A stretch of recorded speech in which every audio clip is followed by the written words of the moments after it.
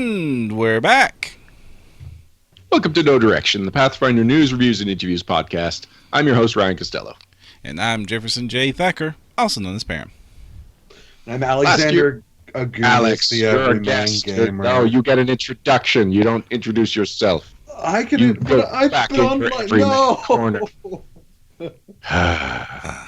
Well, Can we muscle through this term, or are we restarting? we're good. Alex is here, guys. You all We'll know find him. out when I introduce him. I have an introduction written up that he Okay. can see. All right. Introducing. There's order to this. Last year, we had a number of third-party publishers on the show to tell us about their companies and products. One of those companies was Drop Dead Studios. Listener Sean Isaacs, yes, one of those, wanted to know more about Drop Dead's flagship product, but it's a 230-page beast of a book. So, Param, you decided that the only way to do this book justice was to give it the same treatment we usually reserve for a Paizo hardcover. Mm-hmm. So here we are, giving an in-depth review of Spheres of Power. And just like when we review a Paizo hardcover, we invited the network to join us. So tonight, that call was answered only now by Alex Agunas. So I'm allowed to come out of my box now? Mm-hmm. Yes. Yep. You know where your box is, Alex. Yep. You're the most frequent guest co-host. You should know how this works. That's why I thought I didn't need an introduction. I thought I could just waltz onto the place like I owned it and say, "Hi, I'm Alexander Agunas, the everyman gamer," and be done. Well, Jacob Blackman in chat summed it up best with "Bad Alex." No. I do want to mention that this is an experiment for us to see if you all like us doing in-depth reviews of popular, larger, higher profile, and much more page count third-party books. So if you like this episode, please, we would appreciate the feedback or any feedback you have relating to how we handle it. Also, we are live broadcasting to a Twitch audience. So audience, please ask questions during the episodes at all times. We're watching carefully, and we will answer them as we go through the show. So if you've got any questions about the book or anything else, then go ahead and ask them in chat. Also, if you like this and want us to keep doing more third-party books, give us some suggestions of books that you want us to hit up like this. Yeah, I've definitely mentioned a few times in the past that when No Direction started, there was an emphasis on third-party publisher material for two reasons. One, we were focusing on the RPG and not the campaign setting, and two, Paizo wasn't. And so between the core rulebook coming out and the Advanced Player's Guide, there was like 8 months of content that we had to fill. And so we talked to a lot of third-party publishers and we really got to know that scene. But now Paizo is putting out 3 hardcovers in a year. We've gotten more into the campaign setting, so we don't focus on the third-party stuff as much as we used to. So stuff like this book, I didn't even realize it was out and it had such a good reputation until our listener, until Sean said, "You guys should check this out. I want to know what your thoughts are." So when people suggest books we should check out, it's as much for our benefit as it is for theirs. Also, we need to mention that when we heard the request for this episode, we reached out to the publisher and they provided us copies of the book at no cost. So we have been gifted this. Keep that in mind as we review it. Yeah, we'll be reviewing the PDF copy, so we might make some mention of some of the features of the PDF. And it is available for print on demand. Actually, let's go ahead into, if you wanted to buy this yourself, it's available at Drive-Thru-RPG, not a sponsor. I mentioned them because not only do they have the PDF for $19.99, they also have a print-on-demand service. So you can get a softcover version of this book for $39.99, and it includes the PDF. You can get a hardcover version of this book for $49.99, also includes the PDF. Both of those print options are in full color. And cool bonus, you can get the Hero Lab files for $19.99. So if you do really like Spheres of Power, and as we're going to mention, this is the kind of system that you could just replace the Magic system with this. And to do that, it really helps when you've got something like the Hero Lab files to support it. All right. So let's get started. What is Spheres of Power? Okay, Spheres of Power is an alternative magic system for Pathfinder. This is a fundamentally different approach to how you would handle magic in the role-playing game, and it attempts to, well, one of the things it says it attempts to do is to capture magic as it is used in fantasy fiction. That seems to be its primary inspiration. It's very similar to other systems I've seen in other game systems, such as it's very similar to the default magic system in Savage Worlds. It's very similar to the default system in Legendary Adventures, Gary Gygax's last game. So this has a bit of a tradition on how this sort of thing is approached. So and it handles this by dividing magic up into what they call magical spheres, which are grouping of themed magical effects as opposed to spell schools. The spell schools, even the divination, the division between arcane and divine magic, doesn't really exist in spheres of power. Which, funny enough, when you really think about it, the division between arcane and divine is probably the most emphasized flavor, pure flavor option in the core rulebook. There's very little mechanical difference between the two of them, and yet it's a hard line dividing them up. And like most spells will have at least one divine caster and one arcane caster able to have access to it. It's a lot of people think of the Vancian magic system as a proud nail in RPGs. It's something that's been around in Dungeons and Dragons and, well, in Pathfinder and Dungeons and Dragons before it. And it's strange that this became the default magic system for the default fantasy setting, because this is not the default you see in fantasy fiction. Right. It's a very specific magic system that just happens to be very easy to track in a tabletop game. I just want to point out in chat that Sean Isaacs, who I'll apologize for not knowing how to pronounce your last name, it's 3:30 a.m. where he's listening from. And so he's the one that suggested we did this, and he stayed up till 3:30 a.m. to watch it. So, wow. Hi, Sean. Well, I hope you enjoy the episode. There will be no comic artists tonight. Oh, somebody, Justin Slutter, not Justin Slutter, Ancleodormus, said that hopefully it does better than Words of Power. Again, it's actually very similar to the concept of the Words of Power system that Paizo used, except it's kind of divorcing it. The Words of Power still married itself halfway to Vancian casting. This is completely divorced. Words of Power still uses spell slots like the Vancian system uses. This system doesn't have anything resembling spell slots. No, this is several abilities that you use at will, and then with some limited enhancement points, kind of like the Psychic uses. But I also want to say that uses spell slots. So Words of Power is one of the largest attempts at a subsystem that Paizo did. It's probably the largest. No, I guess Mythic would be the largest. Yeah. So after Mythic, Words of Power is the largest attempt at a subsystem that Paizo put out. But it's still only about 60 pages, most of which are sample spells. Mm-hmm. And I really think that it would have been more successful, for it to have been successfully integrated into the game, it would need a treatment like this, a 230-page book dedicated just to that one concept. But that's not the kind of books that Paizo releases, and I don't think it's the kind of book Paizo should be releasing. Sorry, Scarlett's really banging on the door. Oh, and we have a guest appearance by Scarlett! There we go. Woo. All right, Scarlett. That's my microphone. Okay, so let's see. Were there any other promises that were made, or are we ready to look into what's inside this book? Let's go ahead and dig into the book.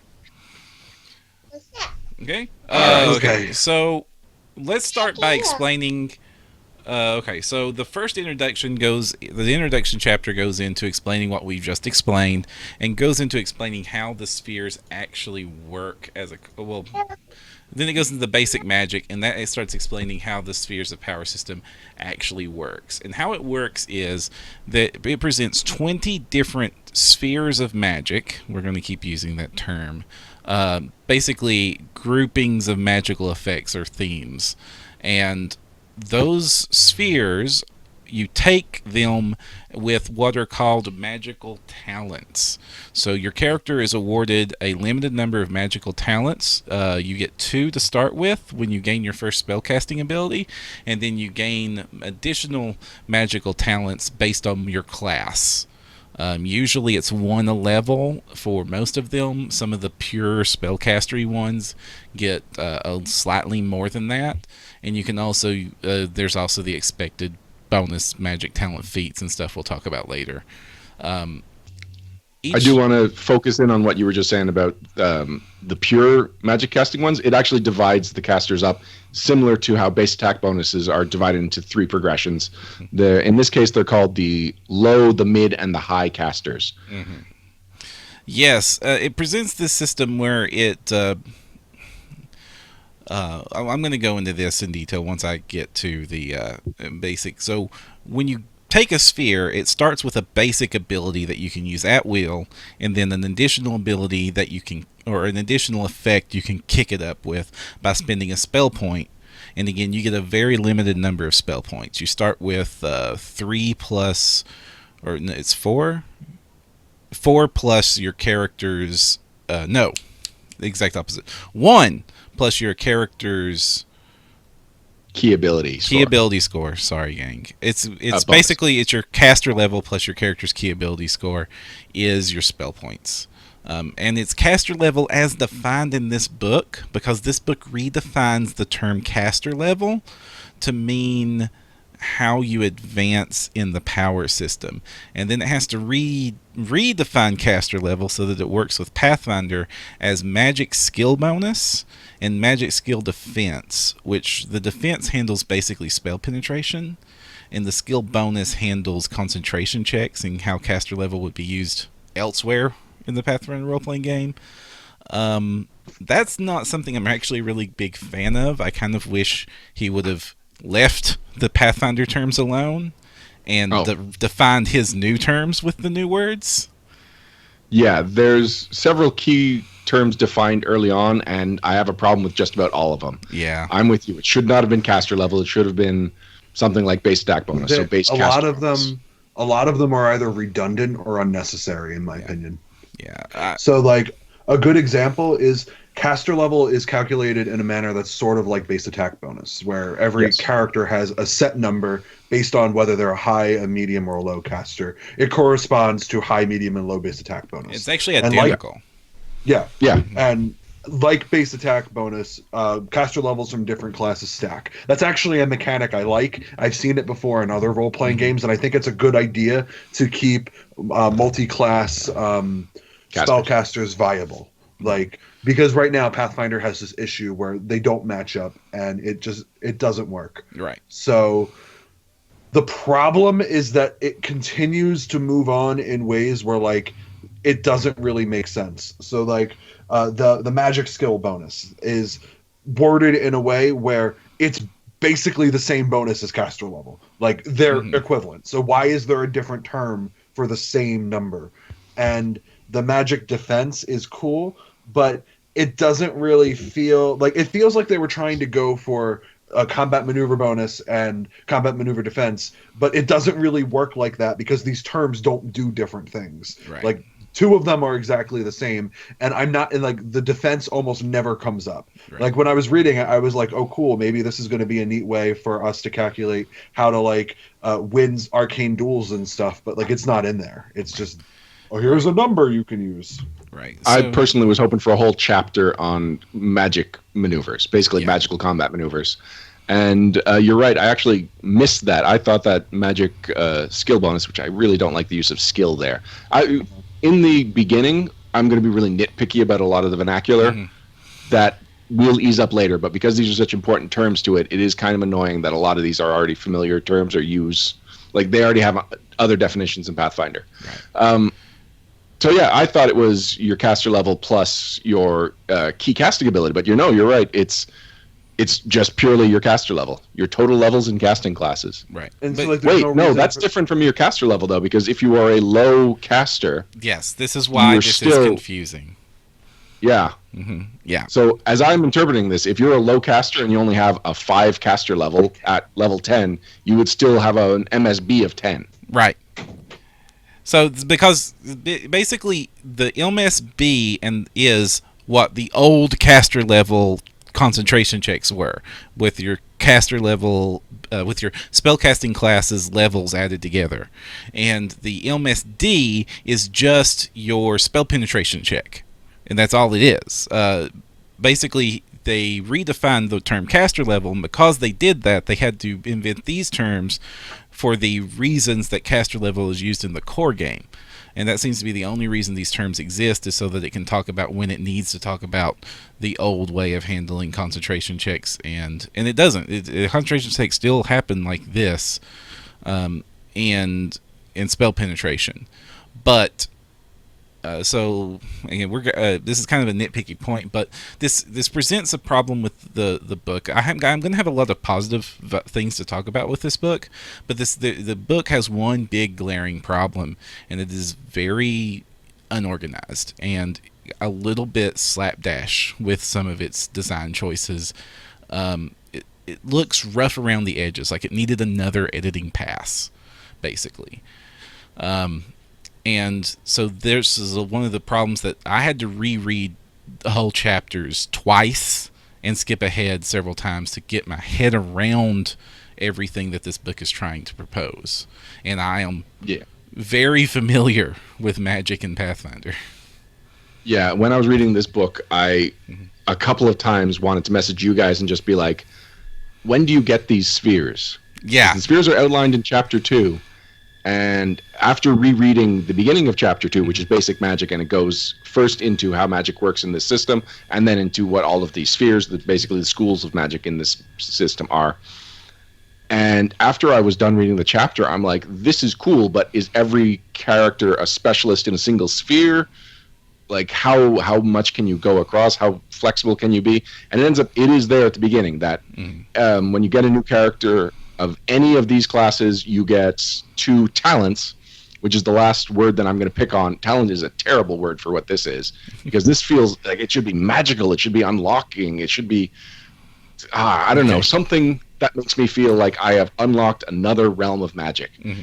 Juggling would have been a better term than talent, because at least then it brings the spheres into it. Talent is just so weirdly detached from what a talent is in this game. Right. But anyway, a talent either unlocks a new sphere or unlocks a new ability within a sphere you already have. Right. So no matter what class you take, you can start right off the bat with 2 basic spheres or 1 sphere, and then you're a little bit specialized in it. Right. And it's also worth noting that the way that the spheres are functioned, you're usually not even unlocking a new ability. The sphere comes with a core ability or a couple of core abilities that you're using as will, or you can spend a spell point to kick it to a more powerful version. And the talents that you take there just alter and empower that by giving it different options, or giving it more power, or making it longer. A lot of in fact, some of those are really common, like increasing the range and increasing the duration. Things like that are very common things you'll see as magical talents. And it's also worth noting that because we kind of disagree with the organization of this book, or rather, I think we all agree that the organization of this book needed to be better.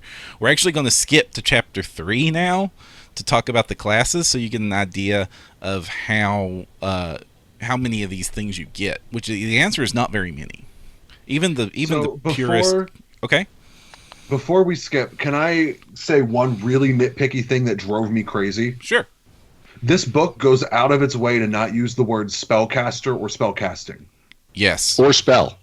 Yeah, it's like, oh, you're not a spellcaster, you're a magic user, and you're not in a spellcasting class, you're in a magic using class. I mean, I get that harkens back to first edition or whatever, but we dropped that for a reason. It looks really clunky in the page. It doesn't read well. And I don't think that there are many people that would stick to it in a practical game environment. There is a reason. It's because when in the later chapters, this is going to start blending the 2 systems together. And so it becomes very important whether you're a spellcaster or a sphere user. Then why would you just call it sphere casting? I think they should have stuck with sphere casting. In fact, they do switch to that terminology later in the book. Let's continue. Yep. Okay, so Go on. okay, so let's talk about it. Let's look at a couple of the classes at least, so you get an idea. Because the two things you're going to get are magical talents and spell points, and you get spell points that are equal to your caster level, like as this book defines it, which is basically your magic base attack bonus, and your spellcasting stat, and that's all you're going to get. So at max level, you're going to get 6 of them. There is ways to get more, but you're going to make a lot of big sacrifices to get those more spell points. They do not come easy.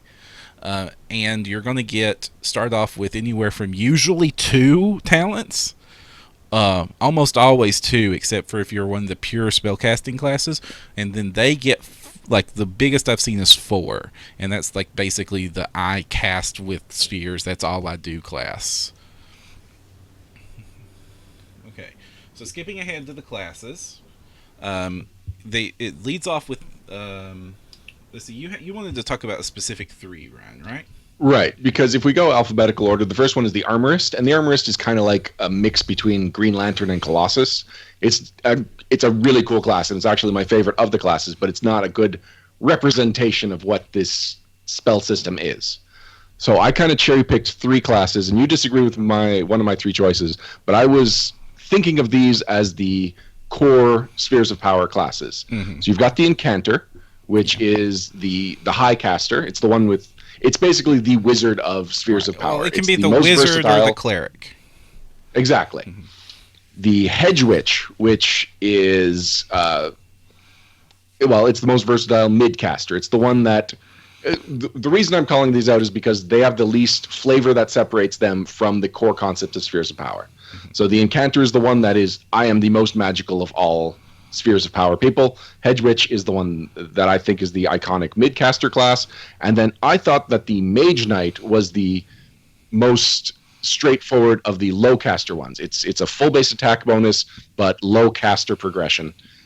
You thought the Armorist was a better representation of this. Now that I've explained why I picked those 3 out, do you still feel that? I do, because the Armorist really kind of embraces the system a little bit more than the Mage Knight does.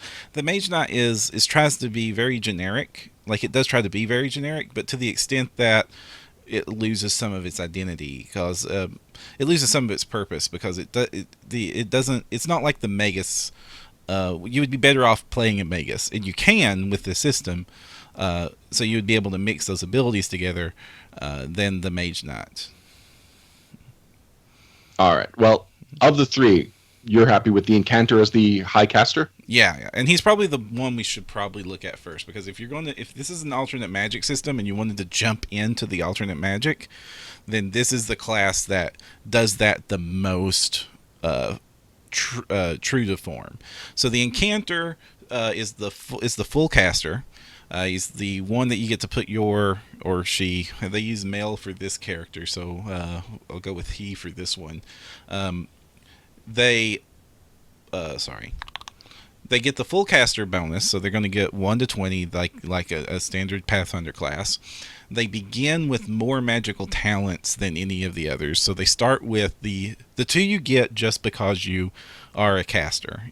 And they work that into the system. They call that out at the beginning, and they have to keep reminding you of it. I think this book would have been better served if it just told you when you look at the class how many you got there, and just instead of this 2 different combinations, because they make a point of calling it out every single time a class gets abilities. So I don't see what it saved them. But so he can start with 4 magical talents. They also get bonus feats at first level and every other level. And they also get the option of taking a few different what are called specializations, which uses its own point subsystem, where basically this is a create a caster.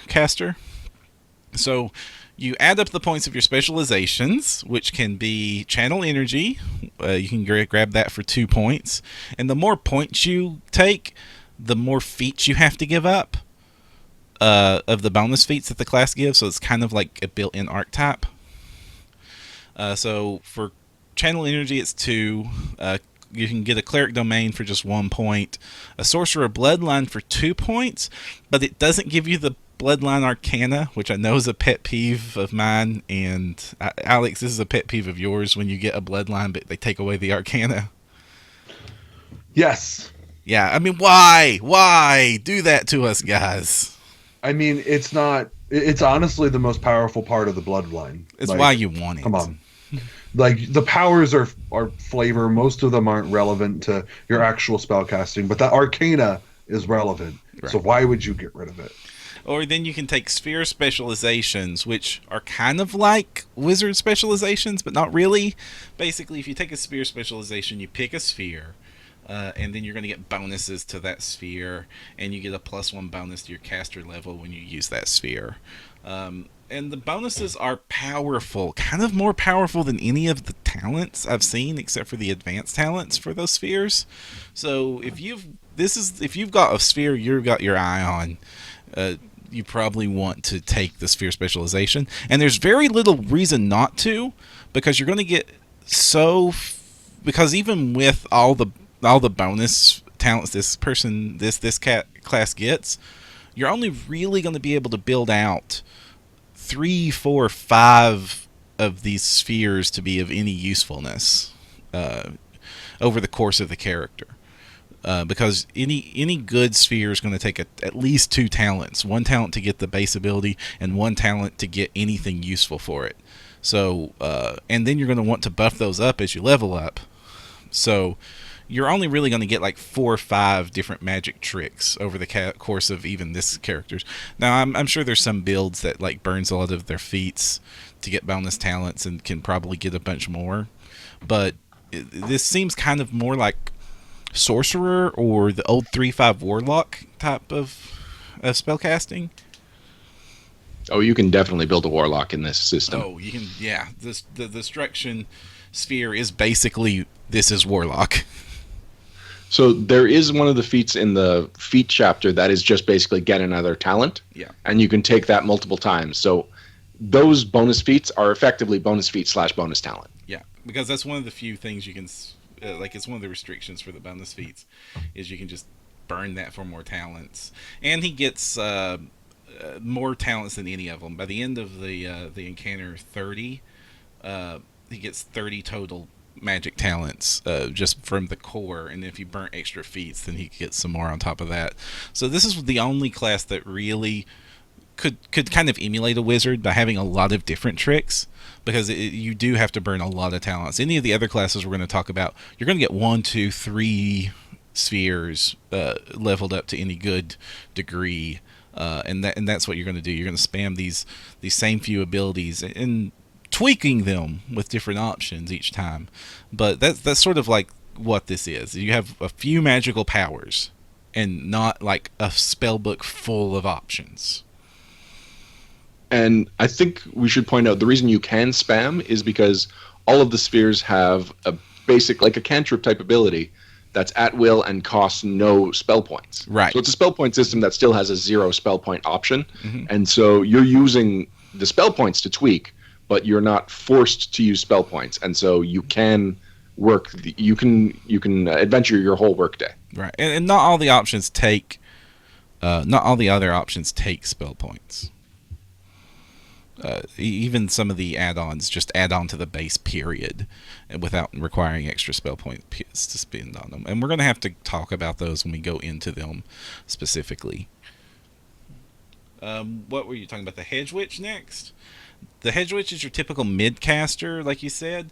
The cool thing about the Hedge Witch is that it's actually kind of meant to be this, like, I'm off alone studying weird magic class. So what differentiates the Hedge Witch are basically the magic traditions that they follow, which when you take a sphere power, you have the option of taking what they call magical traditions, and these are basically flavor trappings that you put on how you use magic.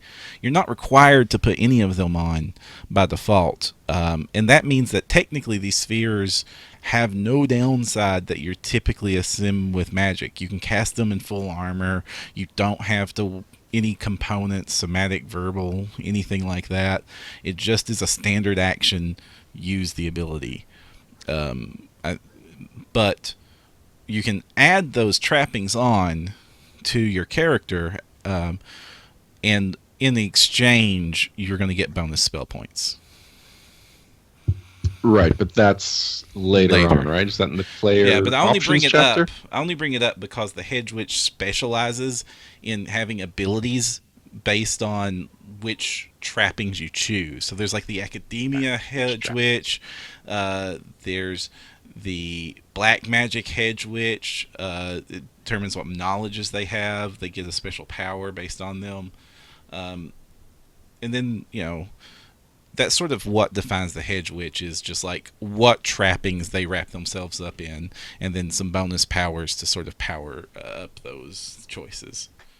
And then I went with the Armorist as my favorite for the Lowcaster because you get a small amount of magical talents, and then you also get the ability to summon magical arms and armor, hand those out to people, augment your own.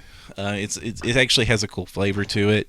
It's something I can very easily see. I'm a magic person that likes to hit things with swords. This is one of the more common ways I would want to play a character like that. Armorist is definitely a class that stood out to me. It's a cool concept, and you could easily have fit this into like this could have been in the advanced class guide. This didn't have to be a Spheres of Power class, which is why I wasn't thinking of it as the core Spheres of Power Lowcaster. It's the class features that define this class for me. The summoning the weapons, there's more to it. Like they always show up masterwork quality. You eventually get bound to equipment. So these are the equipment you specialize in, but you've still got the versatility of like, well, right now I need a slashing weapon. And so if you're a hammer specialist, you can still pull out that longsword.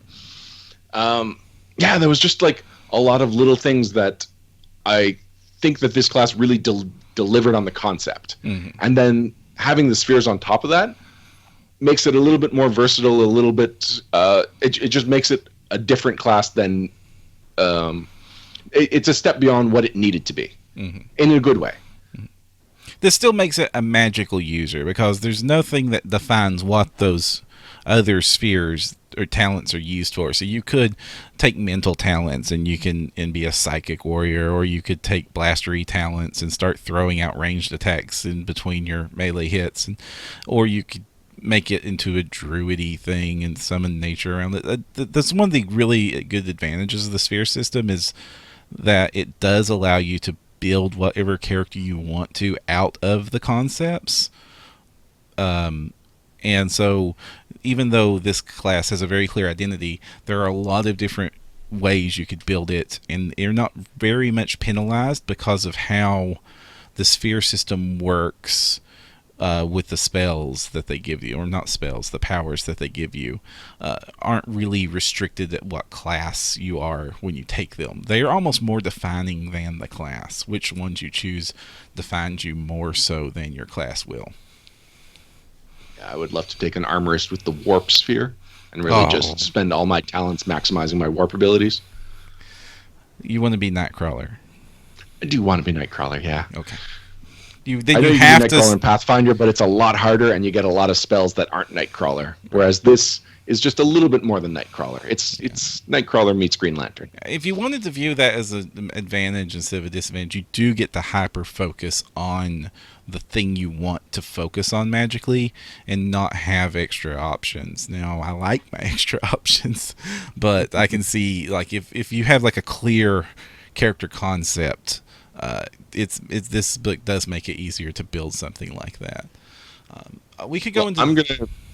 I'm gonna go into the main thing I like about this book, and it kind of reflects something you posted in the Pathfinder RPG Facebook fan group, asking if there were any concepts you still couldn't do with existing Pathfinder rules. Mm-hmm. And my big thing, and I've said this multiple times, is I'd like something that's like a superhero, something that has a select suite of powers. They could be thematically themed, but not necessarily thematically themed, thematically tied together, but not necessarily. And Spheres of Power lets me make almost any superhero I can imagine. Like I could make a Superman using Spheres of Power. Mm-hmm. Yep. And I wouldn't get caught up with having a whole bunch of other spells, or I wouldn't have to cast a whole bunch of buff things so that by the third round I'm actually Superman. No, you would just go into every single combat. Hello, I'm Superman today. Mm-hmm. Yep. And I think judging from chat, it now that we have a grasp of what 3 of the classes look like, we can go into the spheres again, and then come back to this when we get back to this chapter.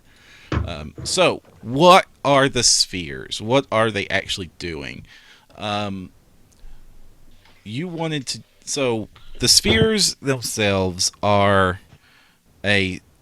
basically it's a core ability that is often emulates one of the classic Pathfinder spells, or what you think of as a traditional spell or group of spells.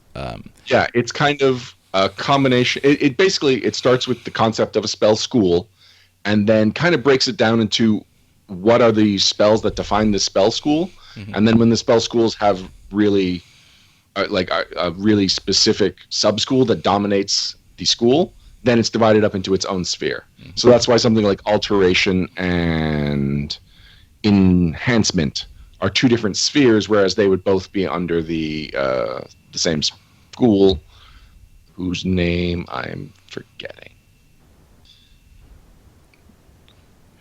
Anyway, so the 20 spheres are alteration, and this is basically minor shapeshifting. So you just can bust out a couple of claws. Nothing. Okay, By well, default, it's not like it's the default ability is very minor shapeshifting. With the talents in very quick order, you can be a fire breathing dragon. Okay, piecemeal shapeshifting. Mm-hmm. Yeah. Conjuration, you call outsiders you've made contracts with. Creation, create and alter physical materials. Dark, which I don't really know if it was necessary, but you create and manipulate darkness. Death, command the powers of unlife. Destruction, summon pure energy to strike down foes. Divination, predict the future and gain more information beyond the 5 senses.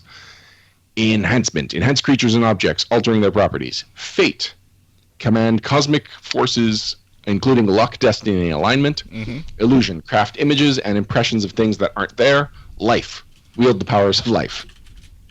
Light, create and manipulate light. Mind, alter minds of others, causing them to act as you see fit. Nature, command the very terrain to do your bidding. Protection, use the magics of preservation. Telekinesis, lift and move objects through magic. Time, alter the flow of time itself. War, alter a battlefield, affecting both allies and enemies with your magic. Warp, twist space to your whim. This is basically the teleport one. And weather, command the weather to do your bidding. Mm-hmm. So that's also that's their names and their summaries. I didn't I didn't come up with that stuff. So let's look at one in depth. Let's look at I like playing enchanters. I like charm person. I like sleep. So that's what the mind sphere is all about. So to start with, on the mind sphere, you get each sphere talks about what you get, and with mind sphere you get charms, and the charms are limited, in which you pick which you get a charm to start with, and then you can do any of the other charms instead that you can take as additional talents. So the starter charm is just called suggestion, and the spammable ability in the charms are you have lesser charm, greater charm, and powerful charm. Lesser charm is your at will spam that you get with this or any of the others you take.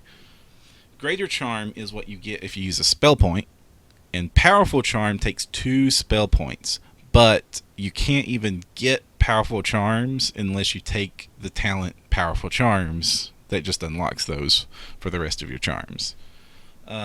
So for the suggestion is you plant a suggestion in the target's mind, and they act as if that had been their thought all along. Now it doesn't. This is where some of the formatting rules hits. It has to be something that they would normally do. They don't explain that until the greater charm version of it. but that's what it meant. So this is like something you would normally do if it was just whispered in your ear and you thought it was your own thought to do it. They get a will saving throw, and saving throws for all abilities are always the same. No matter what level you are, it is 10. DC is 10 plus half your caster level plus your caster stat. And again, that's caster level as defined by this book. So this does mean that the half casters are going to have a really hard time keeping up with the DC scaling at higher levels, just like they do in Pathfinder. And the Greater Charm version of this does the same thing, but you can actually tell it to do a very specific request, and the save is made at a -2 penalty, so the spell point makes it harder for them to ignore it. And the most powerful one, if you do the powerful charm, it will do any action within its nature as long as it's not fatal. So it still has to be something that is possible that it would do, but you get a lot more leeway with it. And then for the other talents, you can get things like command, which lets you actually take control of the character in various degrees. It starts off with you just being able to give them one action, and then goes all the way up to I have control of this thing till I let it go. Confusion, courage, a lot of them are like the spells. Enthrall is basically charm person. You have fear. You have inspiration, hostility. You can Sleep. Yes, sleep, of course. Which, again, this is more like this. This doesn't have hit die restrictions, so it's kind of like the Witch's Curse sleep. So that's actually more powerful than an enchanter would normally have access to. Well, yes and no. So the lesser one, the one that doesn't cost you anything, only staggers the target.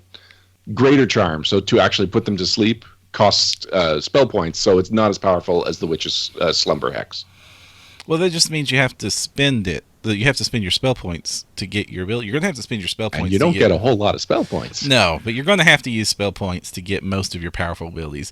The spammable options are kind of like just a little better than cantrips on almost all cases, or they require you to dedicate your entire actions to maintaining the ability. That's a common one, where you have to basically constantly concentrate to keep it going for these minor effects.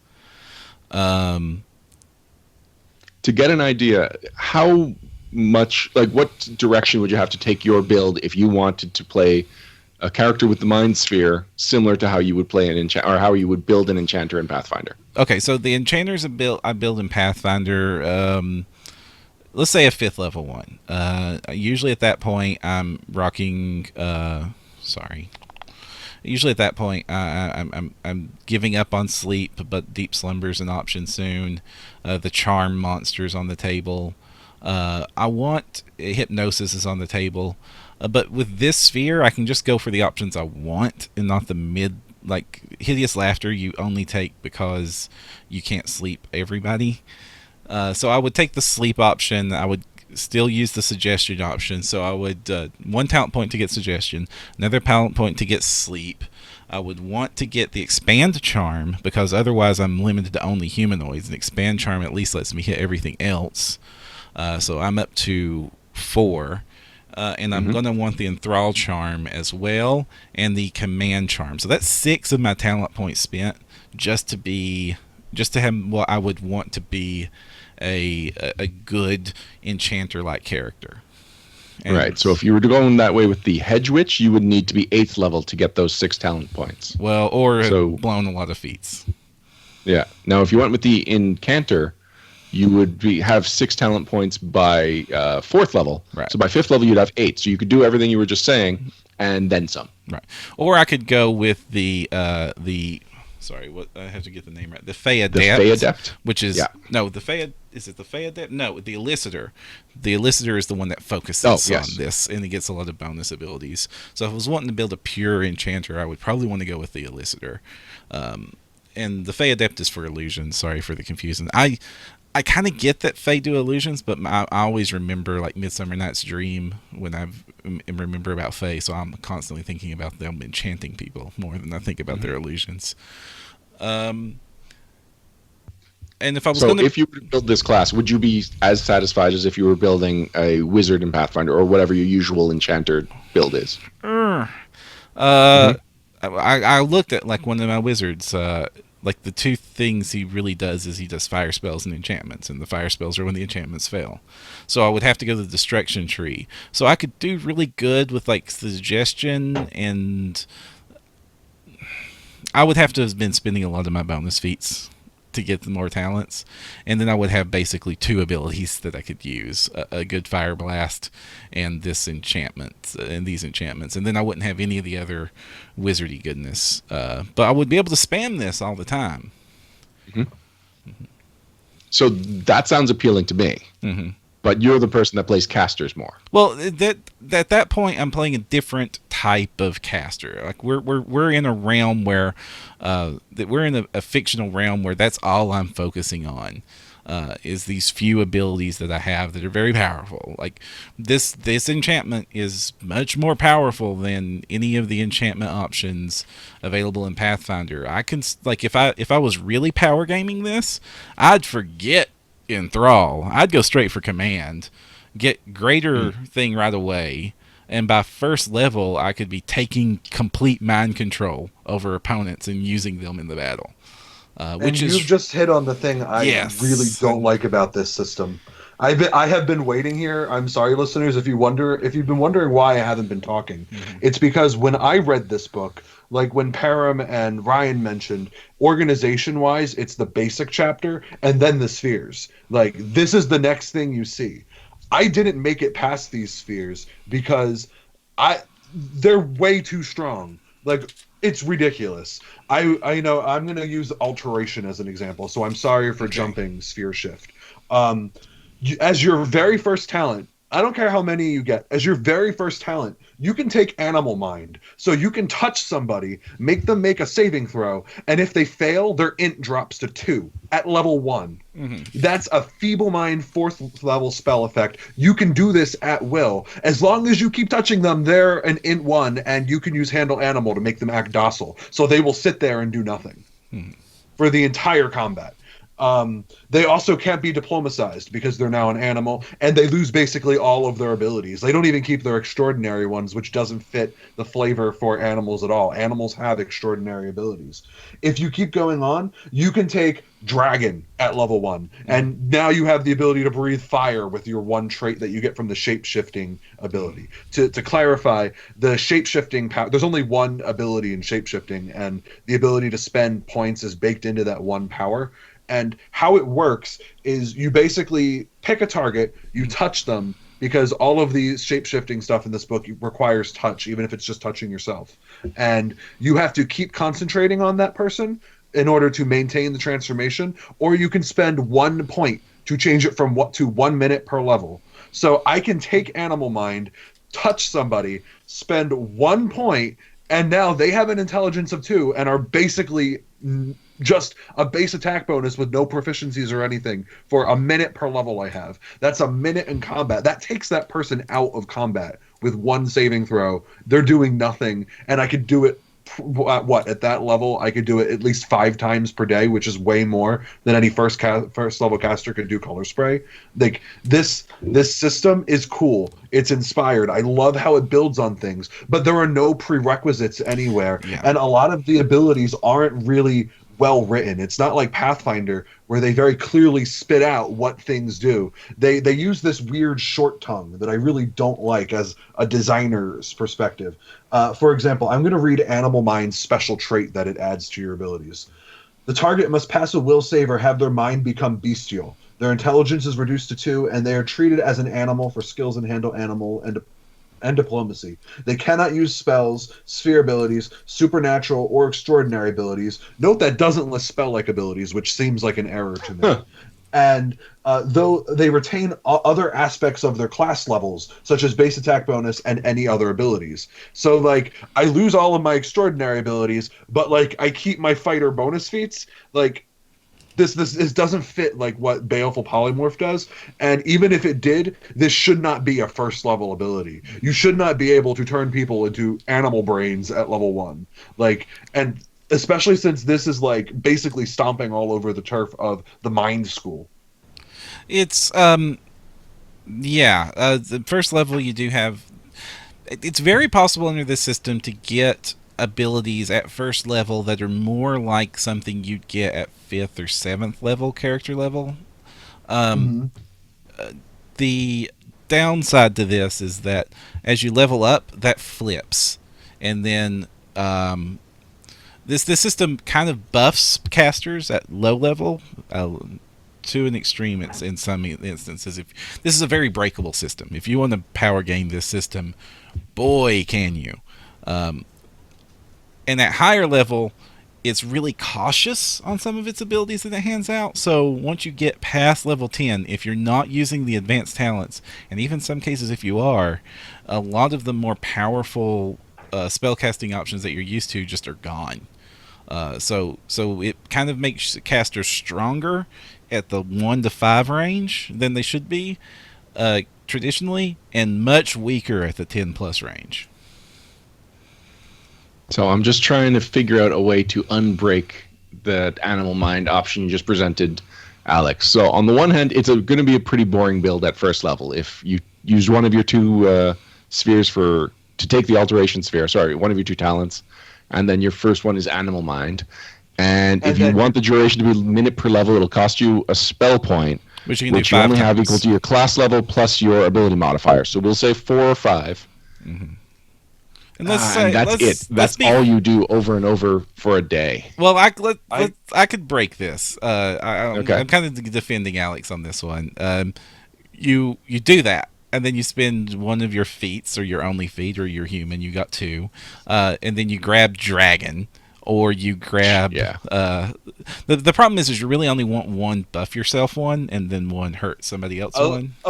Allow me to help you, Param, and break this. Okay. Even worse. Break it. Okay. So one of the things that you can do with this is you can apply what's called a blank form into somebody. So you touch them, and basically you don't change their body, but you tweak enough of it so they gain some of the traits that you can pick from. Mm-hmm. So like I can touch you, and I can give you the dark vision ability, which by itself is like a 2nd level spell. But I'm not talking, and you could do that at will as long as you're touching somebody. You can just be like holding onto their shoulders, walking them around like a terrible nightstick.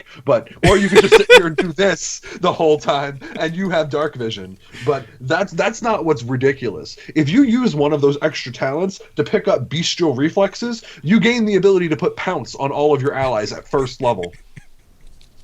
Well, at first level they can't use it. All you have to do. 2-weapon fighters could. Yeah. The 2-weapon fighters could. By level 2, barbarians can pick up the animal fury rage power. So now they're raging. They have 2 claws and a bite, and you gave them pounce. Right. You can give any animal companion pounce, and they have a lot of them have multiple attacks at first level. Yeah. The issue in the basic system where terminology does not match up to Pathfinders well enough is throughout this whole book. Like another place I noticed that stuck out very clear to me, because as you guys have plugged before, I did childhood adventures. Right. And the time sphere has a lot of abilities that mess with people's ages. And like, I don't expect anybody to use my young character age rules, especially when this book came out like 2 years before I wrote my book. So like that wouldn't be reasonable to assume. But like they use all the wrong names for age categories in the core rulebook. Instead of calling it the adult age category, they call it the young adult age category. And there is no middle age category, and then it just goes from old to like venerable. And it's like, but this is in the core rules, and you're not modifying this. Like what? And things just don't match up, and like it's not clear whether that's an intentional change or whether they're just messing things around, or whether these age categories, like whether this one corresponds to that one, and it's just really messy. This could have used another development pass. It's cool, but like there's also just not a lot of balance. It doesn't fit what you expect spellcasters to be able to do, and I feel like it sort of justifies, well, you may not be able to do color spray like a wizard and magic missile at the same time, but you could do super color spray that makes everybody unconscious, as well as their children and their great grandchildren. And that is balanced, because even though you can't do anything well, you can't do a multitude of things well. You could do one really good thing really well, and like that's not how balance works. Like that throws the like if this system is trying to balance around martial characters and make it so that spellcasters participate more in the 5 hour adventuring day or whatever, like this just gets rid of it even harder because you essentially are telling the wizards that they never have to stop, and now all of a sudden it's the martial characters who are making the party stop to rest instead of the wizard spellcasters, and that's assuming you just don't go and blow all your spell points in like a single fight, which, as Ryan mentioned early on, is pretty easy to do. Yeah, you're going to have a very limited amount of spell points, and you don't get very many as you level up. Just one per level. You can get another one per level if you take on 5 disadvantage points worth of traditions, which we'll talk about later. And the traditions is kind of where this starts to work a lot better, because when you look at this a lot and you get to the last chapter, you kind of see what they're going for here. Is this is not meant to be used like a splat book. This is meant to be used as a world design toolkit. Where the GM is supposed to go in and say, this is how magic works, we'll be using these traditions and these spheres are available and only these such and such characters. Like, this is a system that is really going to take a lot of GM intervention, so the GM needs to be very familiar with this and decide exactly what they want to put and use and allow. So I've kind of said my grievances with this magic system. Honestly, listeners and or viewers, if you're watching, like I got to this and I was like you're presenting with me with these super powerful abilities, and there's no context for how they work, and there's no context for when and how I get them. Like I completely lost interest after chapter 3, and I feel bad because like there were a lot of people. Oh, chapter 2. I'm sorry, chapter 2. I lost interest, and like I feel bad because there are a lot of people who say to me like, "This is a really cool system and I like it," and like I look at this and it like it literally like makes me break out in sweat and my designer heart starts like pumping. Like you can't no. Don't look at this. It's like staring at Cthulhu, and like I'm trying not to go insane, but it's not working. And so I have to turn around and run and write about all of my experiences, just like a Lovecraftian horror. Right. And what you went through is kind of what I went through when I was reading it. I just wouldn't give up yet. It's because when you read the powers, they are kind of overpowered. They needed prerequisites. If nothing else, some of these needed to be gated by caster level, like even its definition of caster level. And it wouldn't even need to be super high. Just say you can't take this one until you're level 3, or you can't take this one until you take this other one. And at least that would have given a more of a traditional power scaling.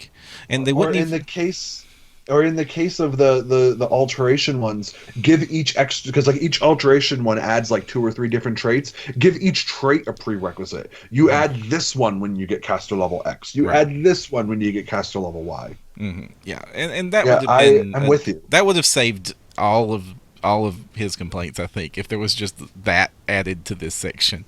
Now they do add prerequisites when you get to the advanced talents, which this confused me so much when I reached chapter 4, and it's like these are things called advanced talents. Suddenly they're optional. Suddenly they're formatted. Suddenly they have prerequisites, and they didn't seem that different from the regular talents. I didn't know why this had to be a separate chapter or called out as an optional subsystem. This is because this book also is meant to nerf casters. And in the same breath that we're saying that it makes them really overpowered, that only really makes them really overpowered at the beginning levels, the 1 to 5, maybe 1 to 7. But after that point, casters at that point have more than enough, like a traditional spellcaster has more than enough spell slots to keep casting all day, or they have backup wands. If you play a caster right, you never, even at first level, you don't care about how many spell slots you have. Like if I do not play casters right. Oh man, if you're playing the caster right, you don't care. I usually stop carrying around level 4 or 5. I have to say, like low levels, especially like I played an Oracle in one of the a level 2 Oracle in one of the PFS specials. Mhm. That was the most brutal gaming experience I've ever played. I went through 25 wand charges. like, like I think that like Param, you're just better than Ryan and I at spellcasting. Yeah. Well, the Like key. Yeah, I think I've had PFS scenarios that didn't have 25 rounds to even use wand charges. I went through 25. That's a Two lot. that's a prestige point of lawn charges. Yep. We need to have an But episode one time where it's just Param breaks spellcasting. Uh, I At least mean, breaks it down. hopefully the first spell you say breaks reality, and then like you only have to edit like 3 minutes of footage. oh. All right. Well, so it makes them powerful, but then almost all the GM problem abilities, like the things that people complain about on message boards and don't really understand the limits of or how you're supposed to use them, abilities are cut off and then put in the advanced talents that you have to be level 10 or higher to even touch, which sometimes it's ridiculous because it's like I should have gotten this at level 5 if I was any other character, not level 10. And in some cases it's not that ridiculous because then you're talking like true resurrection and things like that. But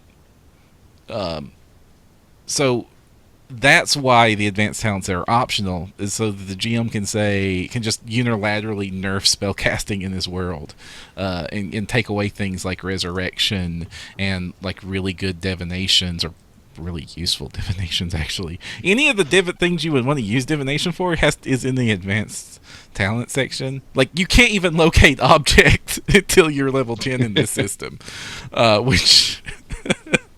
I understand Locate how that object is problematic for it's MacGuffin a adventure. problematic. Yes, it is. I have broken so many campaigns just by like locating the villain's handkerchief.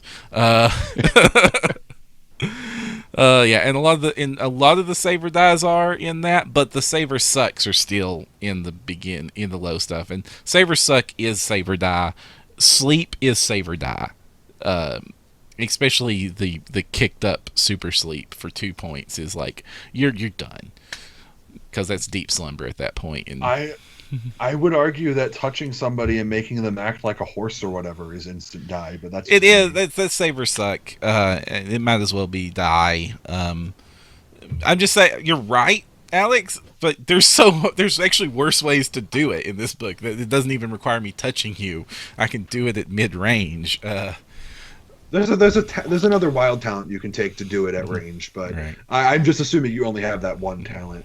But my impression of advanced magic, because I did go through long enough to read advanced magic, I was like, okay, let's see what you're gonna do to me now. And like the impression I got was like more roller coasters. Some of them were like, what? This isn't advanced, and other ones I was like, really, like. Level 10 alteration breaking the reality.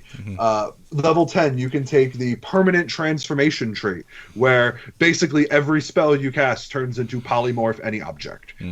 Like, okay, I guess what, you're now permanently a dragon. Enjoy. That's actually better than polymorph any object, to be honest. No, you're saying no, you're counter. No, I was going to say it costs 2 spell points to use, but as soon as you said you can turn into a dragon permanently, I was like, all right, I'll take that back. Yeah. Dude, you're spending 2 spell points, but guess what? You spend 2 spell points on Thursday, and if you want to be a dragon on Friday, you're still a dragon on Friday. You could cast the spell again to get rid of it, but like you don't have to. I mean, like technically, there's a lot of really. I'm going to go ahead and say there's a lot of cool applications for this because, like, if you really wanted to, there's an option where, like, when you polymorph somebody, you can choose like their apparent age too. So, like, you could literally combo like beast transformation and that one with permanent and animal mind, which would be like something a 10th level caster could do. And now all of a sudden you've permanently polymorphed somebody into a kitten and they think they're a kitten. Like, I mean, that's kind of cool, but at level 10, that's a little much. Like, and that's they run the gambit where some are like oh, and some are like and yes, I'm literally using the screens of my camera to show over the top and under the top. But considering this is a podcast, Also, that's super effective. I think the and ooh also sold what he was trying to say. Yeah, yeah. Well, I was trying to make sure that our listeners didn't miss out on my wonderful gesticulations or whatever they're called. Yeah. Speaking of listeners missing out, the chat is hopping tonight, and we are barely do it. Let me just grab a couple of the last few comments and see if you can answer them. Cryptwalker wants to know, how big is the dragon? Medium sized, unless he took another talent to make him bigger. But by level 10, you can add 2. That's one of the things I don't like about the alteration trait. That this is kind of nerfed. At level 10, you can put 3 traits on something. Which they're really conservative on how many traits. I would have made that like maybe every 4 or every 3 levels you get another trait, and then just put an early cap on it, like no more than 5, and let that be that. Because you get all these cool abilities, but then when you actually try to flavor it up, it gets a little bit difficult. But still, so turning somebody into a medium dragon, permanently as 2 traits is still going to be a permanent version of a 7th level spell in the core rules. Yeah. Because Form of the Dragon 1, I think, Form of the Dragon 1 is 7th, right? Yeah. I'm not crazy. Yeah. It's either 6th or 7th. Regardless, it's a permanent version of a higher level spell than what you can take this as. No. You can't permanent it until your 10th level, and you can get Form of the Dragon at 7th level wizard. Form of the Dragon is a 7th level spell. Oh, sorry. So you get that at like 13th level. Mm-hmm. And you can't make it permanent until 8th level when you have polymorph any object. Mm-hmm. But now moving on to some of the other ones. The Conjuration is interesting because there's no way to build. There's very few ways in this to build like the spam summoner. Like I get 3d6 direwolves. The Conjuration is basically the Summoner's Aeon. The pre-Unchained Summoner's Aeon. In almost every way. The basic talent lets you summon the thing as long as you concentrate for free. Spell point to make it last for a round a level or minute a level. Let me double check on that. I think the default is minute a level for durations when you spend the spell point. And then you can do things like the talents. You can take a form talent, one form talent. So you can give it like limbs or an alignment, or it's an animal, or it's bestial, or it's an elemental, or things like that, or as talents. Or it's undead, because I like to summon super zombie. Ooh, creepy. Okay. Right, somebody can summon the undead? I thought that was pretty much a death domain or death sphere. This is the death sphere. There's some crossover. It can summon an undead companion. Like, this is the only way to get a permanent companion. The undead actually acts like a proper necromancer and just raises up zombies. But this is one of the areas where there's some odd balance issues where greater summoning. No, is it greater summoning? Yeah, greater summoning allows you to remain for a minute per level with concentrating 10 minutes per level instead of 1 minute per level for the point. Or you could take Lingering Companion as its form, and it is an hour per level. So, or if you take both of them, it's permanent, or until you dismiss it. But those both cost you the same talent, so you would eventually want to take both, but you would take Lingering first, and then. But the only disadvantage is that you can't, because Lingering is a form, it's only allowed to have one form. So you can't Lingering an elemental, for instance, or Lingering a zombie. So anyway, it's just some odd language there. You would eventually want to take both anyway if you're wanting to build a summoner. Let's talk about. I want to point out something about the advanced talents that confused me. Mm-hmm. Just how uneven the representation of the different spheres are. Yeah, some of them's this big, some of them's this big. Yeah, Alteration just has that permanent transformation that Alex was saying, whereas Death talents, there's like 8 of them. You can summon a spirit. You can project a spirit. There's the soul trap, possession, permanent undead, greater undead, astral projection, astral travel. Like, it basically doubles the number of talents you could take for the death domain. Whereas if you're an alteration specialist, permanent. That's it. All right. Oh, yeah. I wanted to point at one of the ones that's probably going to be the most common spheres that people take is the destruction sphere. Because if you're throwing around magic, people want to throw around magic that makes things fall down. Okay, so destruction, you get destructive blast, which is bludgeoning touch attacks, which is an interesting way to balance it. It does bludgeoning damage that counts as magical, but doesn't get around DR at all. It's a D6. So it's concussion, basically. Yeah, it's like there's an explosion, you're hit with the concussion. Right. That's the only way I can justify a bludgeoning touch attack. Yeah. And it's ranged touch attack or melee touch attack, whichever one you like. It does a D6 every other level, basically the sneak attack progression. And with a point spent, you can make it a D6 every level. So the fireball progression. It's allowed to have a blast type and a shape, and that's the blast shape and a blast type are the two things you can add to it. And so you have to take those as talents. So if you want it to be fire, you have to take the fire blast talent, which makes it fire and not bludgeoning. And then if you want it to be if you want it to be a line, you have to take that shape. If you want it to be a wall, you have to take that shape. And so basically your talents are just determining what shape and what color the thing I'm killing you with is. And then there's, of course, talents to make it, like all of them, extend the range, things like that. So it's very, very, very warlocky from 3.5. Very warlocky. Yeah. But it works. I mean, that's kind of what you want with your damage spells. So I'm not going to complain about that too much. It gets the job done. And it's got a spammable option, which means that at least the blaster wizard can stay blastery all day long. But then the life one is where you run into a potential problem with the system that they do have a solution for. Is if you have these spammable abilities, what happens when you start curing hit points? Pathfinder very, very specifically got rid of the minor cure light wounds for that reason. They just have stabilize instead, because with infinite cantrips that just meant infinite hit points. So how they did that here is the life option, the freebie spammable one, gives them temporary hit points equal to your caster level, but can only be used to bring them up to max hit points.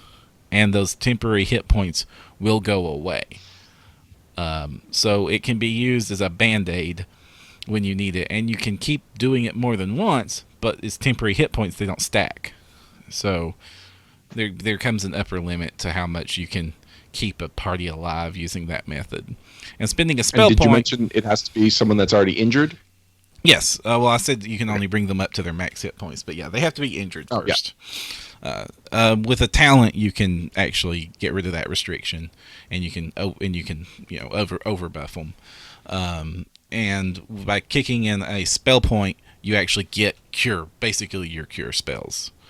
And then the talents are like greater healing to heal more hit points, and then like I said, this you can get what's called resuscitate, which is breath of life that you can get at first level,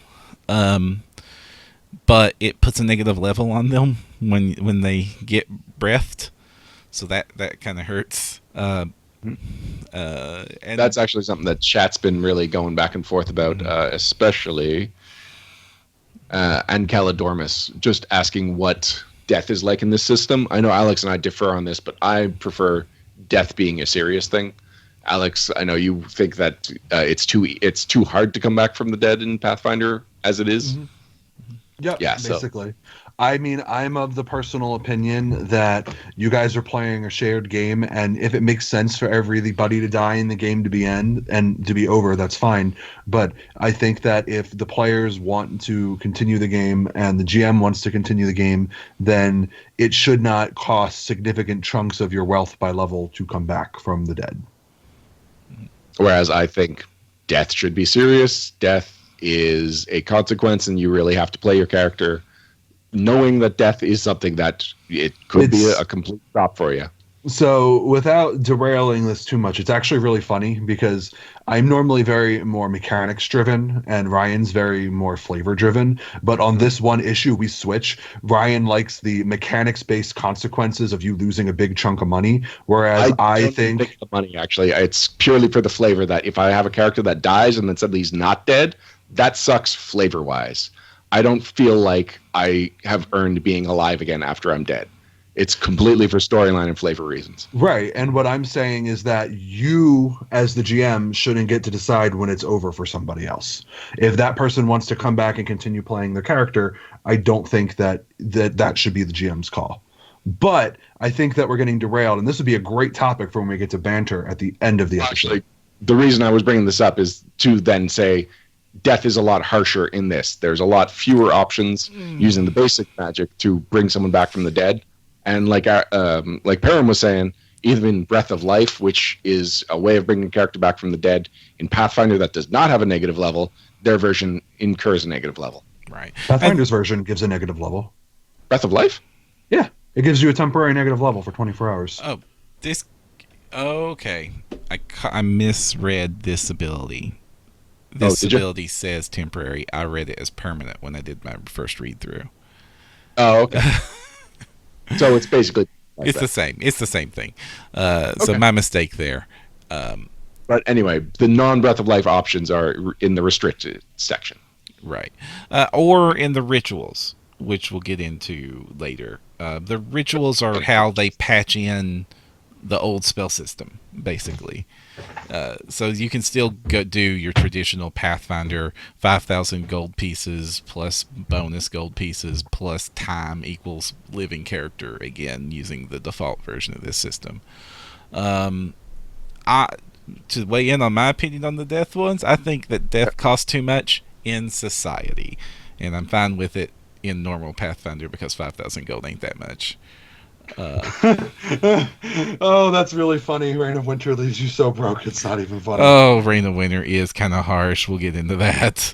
Oh man, but yeah, because in PFS, I think that the cost for points is just too much. It does the math doesn't work. I never spend my prestige. I think one of the reasons that a lot of Spheres of Power appeals to me more than you guys is how little I use consumable goods. Mm-hmm. So like when Alex was describing his thing where you can just like spam a whole bunch of limited but very powerful things, it doesn't even cross my mind because it's like, and spend spell points? I have Barbarian a session, haven't raged. This is why you're not an optimizer, Ryan. Yeah, like you need to know when it's worth using the points. They're talking about chronomancy in chat, so they do have the time sphere. The time sphere. Most haste slow. It does haste and slow, and it one of the ones I like that is kind of like this is the one where it borders on OP a little bit is steal time. I can take somebody else's standard action and use it. Yeah, it's kind of staggering them and giving you better than haste. Yeah. Because then you can use that to cast another spell, which could just be stealing somebody else's action. So you can because chain that a little bit. Because there are consequences that this book doesn't really care about. Like it has it has its own balance. It has like significantly balance problems, just the way the Vancian system does. I don't see this as like an improvement. I see it as a restriction. I don't see this as that much worse because there's other broke stuff I can do in Pathfinder at the same. Definitely. Like he was talking about 5 times color spray. I'm like, no, I could totally get a character the 5 times color spray in Pathfinder at level 1. Like I can do that. I have done that. So yeah, the time one, if you're a GM, you're gonna want to look at slant tide and like, and that is going to be because at least it doesn't have the actual time stop, which is the most Level 10. Yeah. Are we ready to move on to Yeah, rituals? so let's move on. Rituals confused me. It just seemed so like a really long-winded way of putting more powerful spells into the game. Mm-hmm. That's basically what it is. Mm-hmm. Your word was a lot nicer than my word. Honestly, when I saw it, my word was, "This is kind of lazy." I feel like they could have done a table and said, "This is how the conversions work. Do this and use these spells," and had it been a 2-page spread. It's just kind of unnecessary bulk.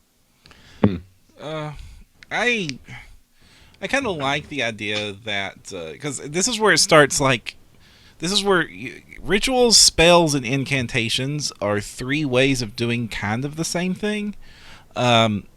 Spells it starts defining things. Like, you can patch in the old spells now. Spell crafting you're talking about. Yeah, spell crafting. You can patch in the old spells using research rules very similar to the Pathfinder researching spell rules. And you can make those static things. You can take spell casting as a character option and get a spell book and basically cast these spells using your spell points. Like a set number of spells. You can also, that's mostly meant to be used to pre-craft options together. Using multiple spheres, even that's kind of the big advantage of using the spellcraft system, is you can combine 2 different spheres effects into one effect.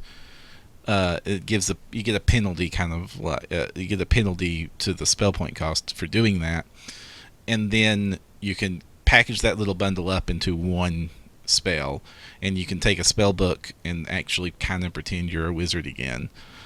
But the disadvantage is you have to either know how to do all of those abilities, so you could do most of that without needing the spells, except for the combining them into one action part, or you have to spend 1 extra spell point for every talent you need that you don't have, which quickly will empty, because like I said, you don't get a lot of spell points. Nope. So using this option is just save that for when you need it. The other option is you cast them like rituals, where it takes a long time, like 10 minutes to cast them, or 10 minutes to cast it, and you just spend money. This is the 4th edition. This is 4th edition rituals. So you take the old spells, you run it through their tables, you spend money, you take extra time to cast it, that spell effect happens.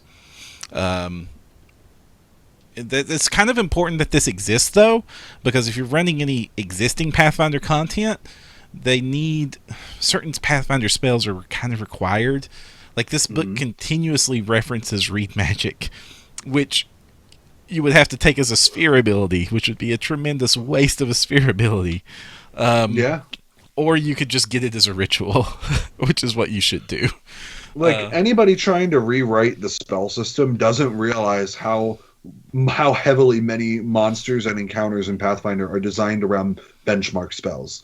Like, a lot of the core rulebook content, it's like that stuff is written assuming that you have this. Like, I'm running Strange Aeons, and at the beginning of book 4, it says the players figure out they have to go to this place, this city that's like 2,000 miles away.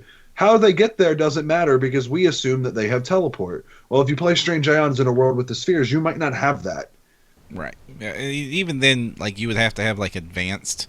You'd have to have the advanced talents to get teleports that would let you do that kind of distances.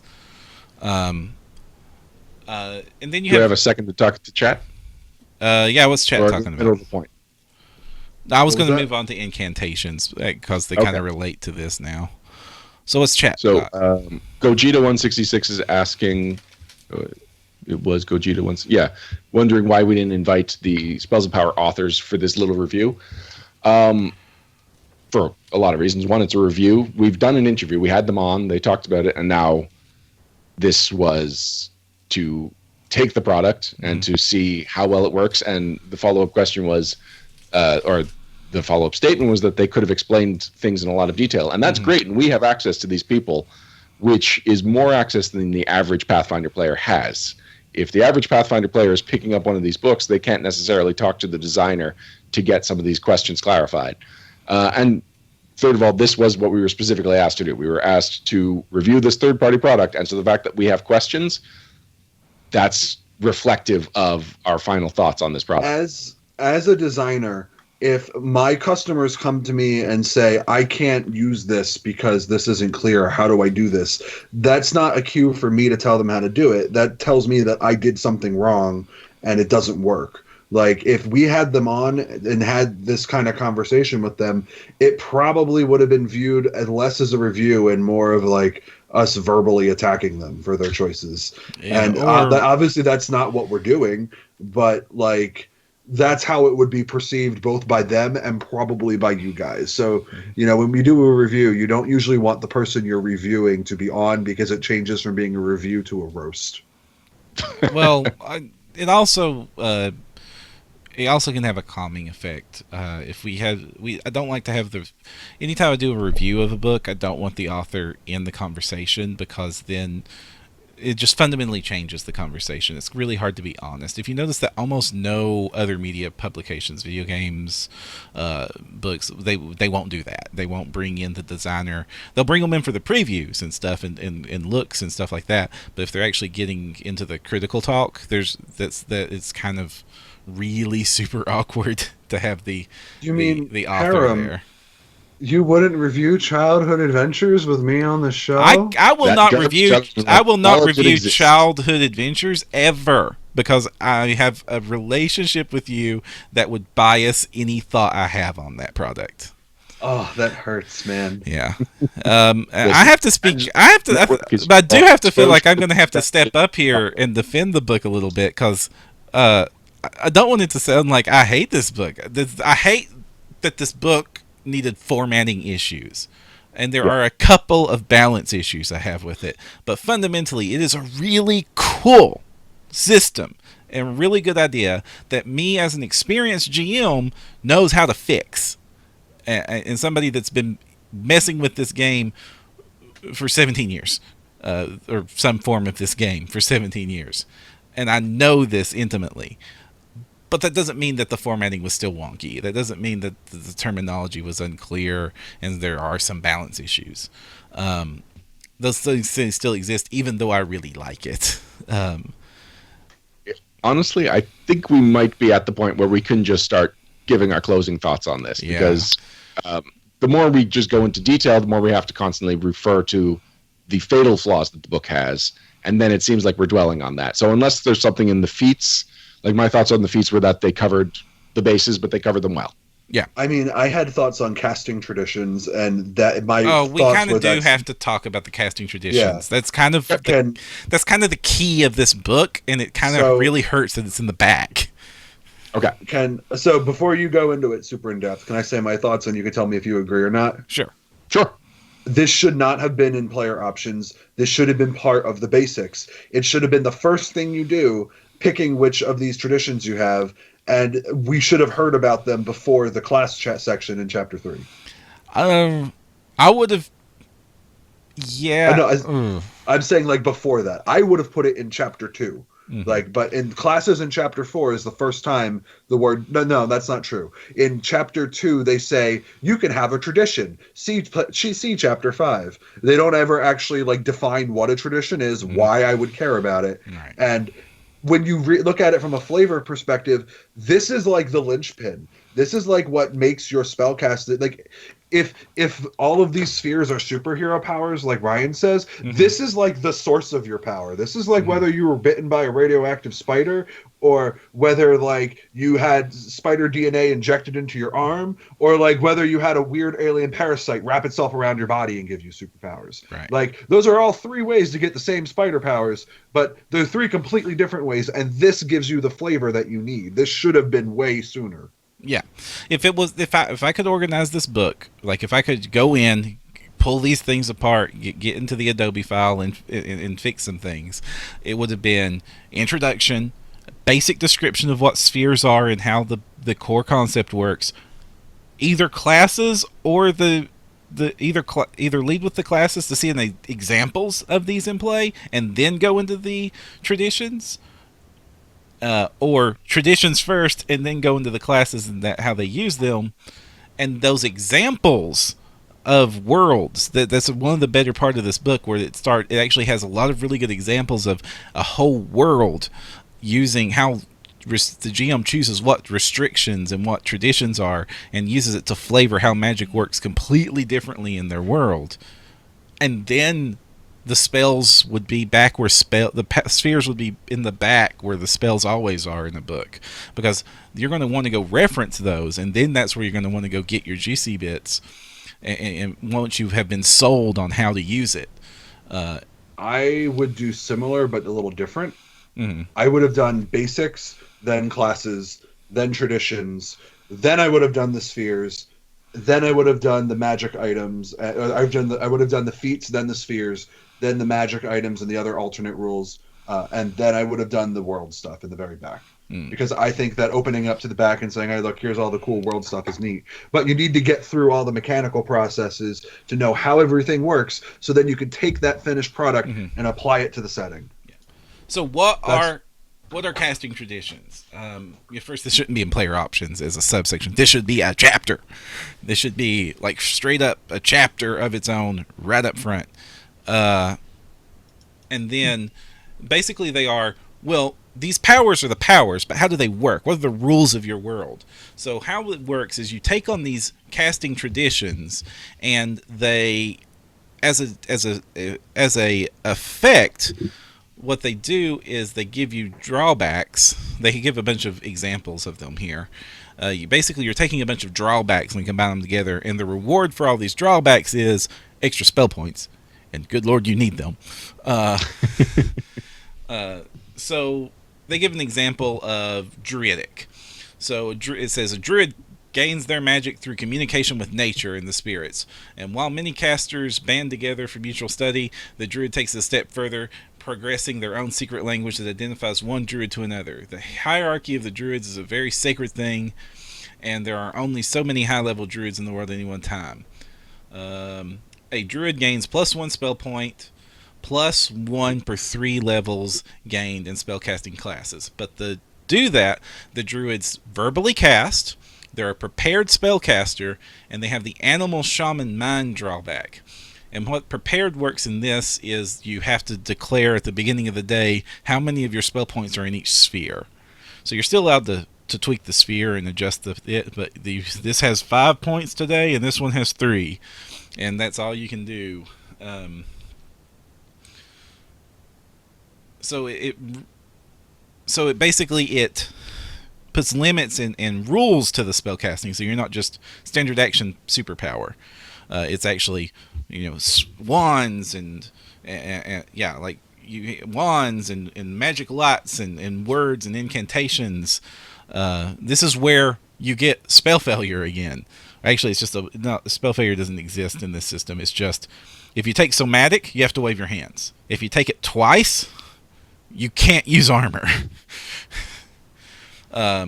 If you have this is where you get spell books are required. This is where you get magic hurts you when you cast. You have to make a fortitude save whenever you use magic, or you get sick for a round. This is where you can add your real flavor, not just the stuff from the game. Magic makes you tired. So this is something like Owen Casey Stevens' spell point system. You have to keep making saving throws or get tired. Magic is addictive. Now think about that. You can base a whole world around that concept of magic is addictive, and go with that option. And this is where you really see what this book was for. And this wasn't about a bunch of player options and me and Alex optimizing the crap and breaking the system. This was meant for a GM to design a custom magic system for Pathfinder in his world, and these were the building blocks. And that's where this book absolutely shines. And we needed to know this in chapter 1.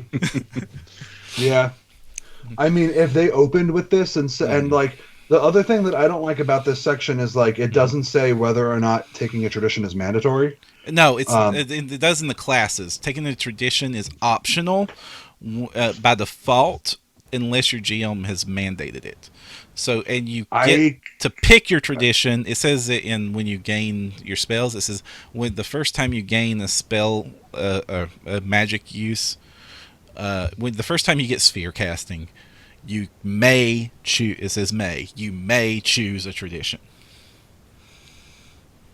I think I'm going to that take a yeah, go ahead. Sorry. I'm I going to mean, take a I question from chat. And Calidormus is asking about Dark Sun magic. Are you guys familiar I'm with how magic not works in Dark Sun? not familiar with Sorry. Dark Sun magic. I'm sorry. Yeah. I know it has something to do with like sucking all the energy out of the plants to kill the terrain, and like wizards are hated because of it, but that's Oh, about all I know. Hmm. yeah. I'd hate a wizard too if he did that. Well, it's like, you're standing around and like you're enjoying the park, and like all of a sudden this wizard comes by and is like, magic missile, and then all your entire lawn dies. Hmm. Oh, my lawn. And it's like the Dark Sun world has enough like wars in it that like pretty much the entire world has been drained of its life force because of it, and everything is a giant desert wasteland. Yeah, chat's basically confirming. Arcane magic costs life energy. It ashens the soil. Ooh, I like that sentence. Ouch. So I don't think the drawbacks are of that scope. Be Uh, pretty cool. I mean, Yeah. there's one of the chatters suggests that you could use it with magical sign, with arcane sign. I missed him as he went by, and that is your magic is accompanied by a telltale sign. For example, your body. You could reflavor this as it ashens the ground, and you could add that using that drawback. You could also uh, the painful magic. You could add that onto it. Um, Gosh, there's and you could and if you were a GM and you wanted to really flavor this up, it's kind of you would want to design your own anyway. You would want to get really creative for how your world uses magic, like especially because they do that in some of the examples. Like one of the examples they have is that your spheres are locked to rune stones, and you have to collect these rune stones in order to use the talents, and it binds those to that, and that's not in any of the basic rules. It's just showing you how you can it can you can craft it up. That's why I really like the examples, because they show that this was intended for you to get really creative and define the rules of your fictional world, which means it doesn't work very well in Galarian, where you have to assume the traditional Pathfinder magic also exists, or this is some suitable substitute, because then you have to start. They do have those traditions as part of the book in each of the classes. Like if you're going to play a wizard, use these drawbacks. If you're going to play a druid, use these drawbacks. Things like that, and they do sort of add the flavor back using this. This is where all the flavor of the book is. That and chapter 7, the customizing and the sample worlds. Or is that what you were talking about? Yeah, the sample world shows Okay. how you use these. Yeah, there's a But whole before chapter that, called there's a whole using chapter this about. book, and that is Yeah. that's a vital chapter to read to understand like the real potential of this system, and like why I really still like it despite a lot of flaws it has. Are those your So, closing thoughts, or do you want to elaborate? And that's my closing thoughts. Yeah. There's some. There's a lot of additional books for this system out there. There's the additional options book that basically adds a lot of archetypes to. They gave us that Oh, PDF for free yeah, as we well. skipped over the archetypes. Oh yeah, the archetypes. They turned the core rulebook casters into sphere casters. Yeah, it just give that's yeah, that's it's pretty most of what they straightforward. do. And then the extra options book covers the rest of the classes up to when it was I think published, just which the I think is the advanced advanced players class guide. guide. They, That they many? I think it goes all the way through Arcanist, and um, and then it also offers a lot of archetypes for their classes to kind of add some more flavor and options to them. We're not. That's not part of this review, even though we got that as a review copy. That we really just wanted to hit the main book. Um, Sorry. And then there's other books that add even more options. So this system is very popular and lots of support available for it. There's even adventure paths that have it written into them available from third-party publishers when I went looking to research this. So, what are your closing thoughts, Ryan? I still like it overall. Mm-hmm. I can't deny that there's definitely some balance issues and some clarity issues. I don't think they're as severe as you suggest, Alex, mostly because, and I know there is this type of player in poker, but the scenarios you were presenting were people that go all in on every hand. And it's like, that guy is eventually just going to get kicked off the poker table. But anyway, while that player is there, yeah, he's kind of ruining everybody's fun, and he might win a couple of hands. But if you flip it, if you go at it like, I have a concept, can Spheres of Power deliver on that concept? Definitely. And I can definitely see there's a lot of cleverness to the way it broke down the system. It just... Are you guys familiar with Trailblazer? Yes. Mm-hmm. Yeah. I love Trailblazer. Yeah, so... Yeah, but what I love about Trailblazer is just how crunchy it is. It is so, like, system-focused. It is so math-smart. And I think that's what Spheres of Power needs. It needs the Trailblazer people to look at it and give them a list of, now here's how you make this a working system, instead of just great ideas, creative ideas. Like, it's a very idea-strong with some good delivery, but not good enough delivery for the whole system to work. Yeah. So, I think one of the reasons why this book makes me as angry as it does, because let me tell you, I have been ranting at Param about this book for a while. This book has really creative, awesome ideas, things that I would love to use in my game. But like, this might just be me reading it as a designer guy, but like, when you're a designer, you don't design things saying, "Oh, well, this might be broken in this scenario, but most people won't use it that way." That's not good game design. I agree. You don't make a game with a bug. You don't release a game with a bug in it expecting like, oh, most people won't exploit in it. Because if you do that, then Masigno happens and everybody uses the cheat. Because that's how it is. Like, that's life. People want to cheat stuff. And like, I maybe I'm pessimistic. It's been a very pessimistic past 2 months for me. But regardless of that, I think this could have benefited from better organization, like Param said, and I think that would have helped tremendously if things were presented in a more like step-by-step format. And it's honestly something the Pathfinder core rulebook doesn't do well sometimes. I will be the first to admit that. But this book kind of has that problem in spades.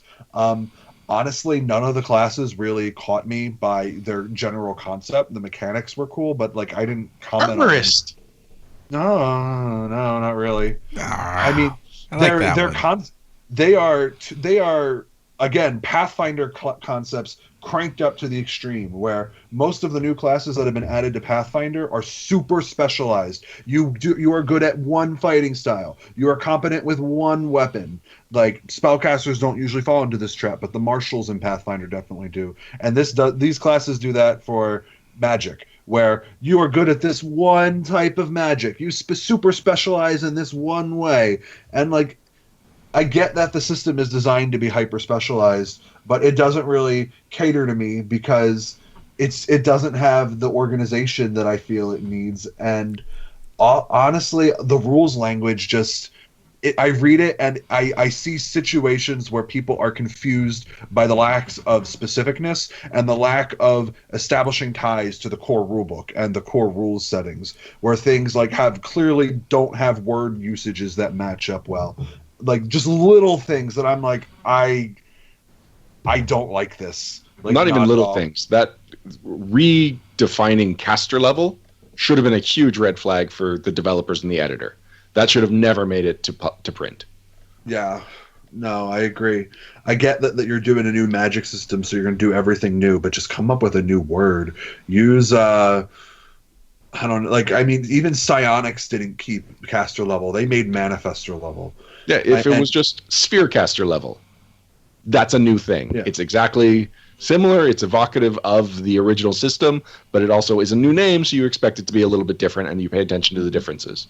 or I mean, even if you just wanted to call it like they made the CMB version of Magic, the skill thing. If you just wanted to use that word and use it everywhere, like that's okay too. But like, I mean, I'm also pretty strongly against fractional caster levels. I don't think it's a strong idea personally. It kind of annoys me. Like whenever I see paladins or rangers with like their -3, I'm like, oh. It's I don't know. There's a lot of things in this book that rub me the wrong way. A lot of mechanical things that I don't feel are well balanced and I wouldn't allow in my game. I would need heavy regulation and way more work than I would want to put in for this product to make it work in my games. And I think that if you're a GM who's willing to put that work in, it's probably going to be a good system for you. But if you're like me and it's like your rules should be rules, I shouldn't have to educate all of them, then I think that you're going to have problems with these. Param, I got one final question for you. Yep. Earlier today, when you messaged me asking what my feel for the book is so far, is just because Alex was ranting at you and you just needed to confirm that you weren't crazy for liking it? This was so that I was worried I was me the only one who liked it. Okay. Because I No, really of like the three of this us, I like it book. the most. I recognize all the problems Alex says. I'm just like, I don't rate them higher enough to like kill the rest of the book on it. It would be like, this would be me fixing it. And like, if they did a reprint and fixed the problems, they would fix a lot of the problems. I agree with you. PDF product primarily that has a print on demand option, so it doesn't even need a reprint. It can just be just redone. Actually, somebody in chat said that we should be addressing them to help. Oh, there we go. And Caladorma said, talk to the designers, work out a 2.0 version. So let me tell a story about when I reviewed the Conflict RPG, which was a way of turning Pathfinder into a team PvP game. And I loved that concept, and I loved a lot of the delivery.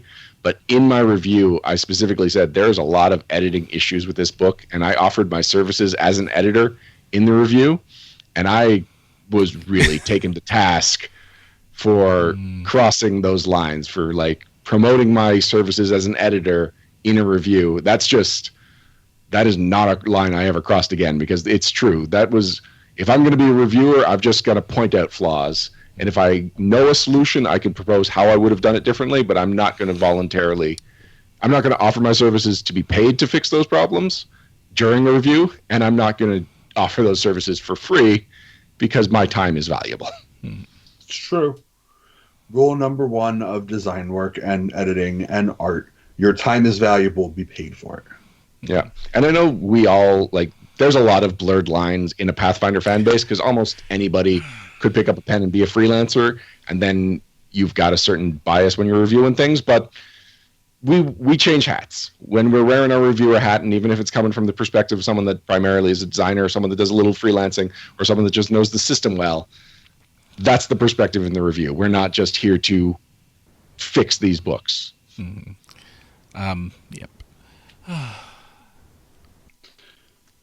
So that's Spheres of Power. Once again, if people want us to give a similar treatment to other third-party products, let us know. Although, they're I never don't know, going to do that it may have been again, an are they? enjoyable review, but I don't know if third-party publishers are going to be jumping at the opportunity to get the same in-depth analysis.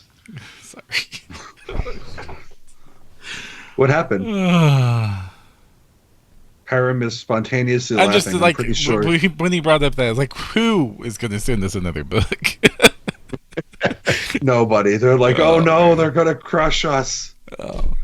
Nah, we when we love books, we really gush on them, but we take Pazzo to task for the same stuff.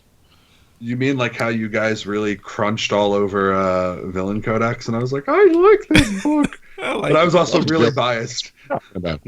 I was also super biased on that one. Mm-hmm. So, what's up now? What do we do? Right back to talk about the news and maybe banter a little bit right after this. Oh, and No we're back. All right. Also, one thing that we really should have mentioned is They are. Man, this sounds really cheesy coming out right now. But if you do like Spheres of Power, they are running a Kickstarter right now for. Sorry. Spheres of Combat. Spheres of Might. I wanted to Might? I thought it was Combat. No, it's Spheres They of changed Might. No, I'm wrong. No, it's just Spheres of Might, which they're going to basically, where they narrowed down spellcasters. Their pitch there is they're going to open up marshals and let them not have to hyper focus to do their tricks, which is a novel approach. I kind of look forward to seeing what that looks like. So if that's something you are interested in, they are running a Kickstarter right now to publish, to expand on that. It's already well above funded, so it's going to be successful. Or at least the Kickstarter is going to succeed. I can't predict what's going to happen with the book in the future, but here's hoping it's great. Yeah.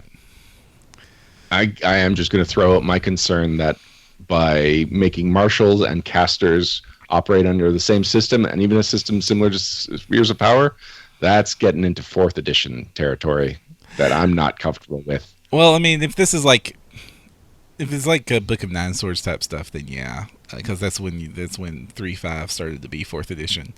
Yeah, well, whatever. This could be cool. I can't judge it before I see it. If it's kind of like this is your Dexy sphere of combat, and then it has that I can see a lot of potentials with something like that, because I do hate having to spend 4 or 5 feats to do the one thing I wanted to do when I'm playing a martial character. We talked about that. Yes, we did.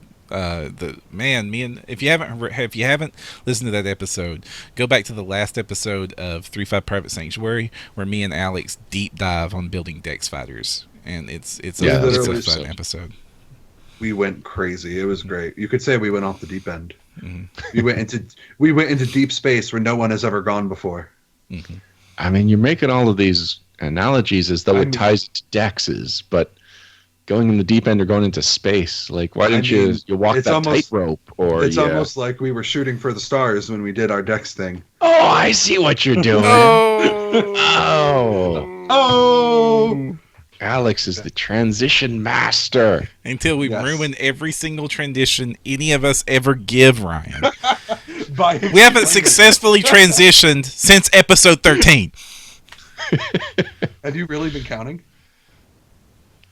No. Starfinder! Starfinder! So, yeah, big news this week. Paizo announced a whole bunch of stuff about Starfinder. Mm-hmm. They announced the products that are going to be launching at Gen Con. They're all up for pre-order now. They are other stuff. There are the Starfinder core rulebook, $60. Yes, big, thick, just like the core rulebooks, 570 some pages. Starfinder Adventure Path Incident at Absalom Station, part of the Dead Sons Adventure Path 1 of 6, launching alongside of it. The GM screen will be available. The player character folio will be available. Let's hope it's better than the other one. The Starfinder Pawn Collection is available. That's one I'm like, because this is going to be one where you really do need these pawns, because we don't have a whole lot of sci-fi miniatures, and there really aren't a lot of sci-fi miniatures out there in the world unless you like Star Wars.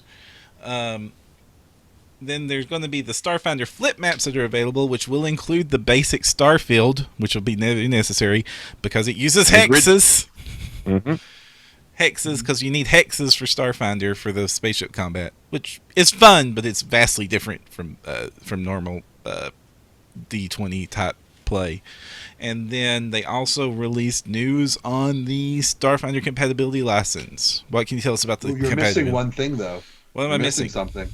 There's the free RPG module. Oh, yes. The First Contact. Mm-hmm. First Contact is going to be Starfinder's bonus bestiary, basically.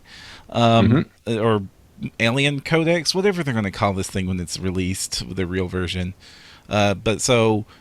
Yeah, go ahead and show up for Free RPG Day and get that. If you can't get it for Free RPG Day, it'll be available free on the site. If they keep with tradition, it'll be a $5 purchase on the site later for any they have left over.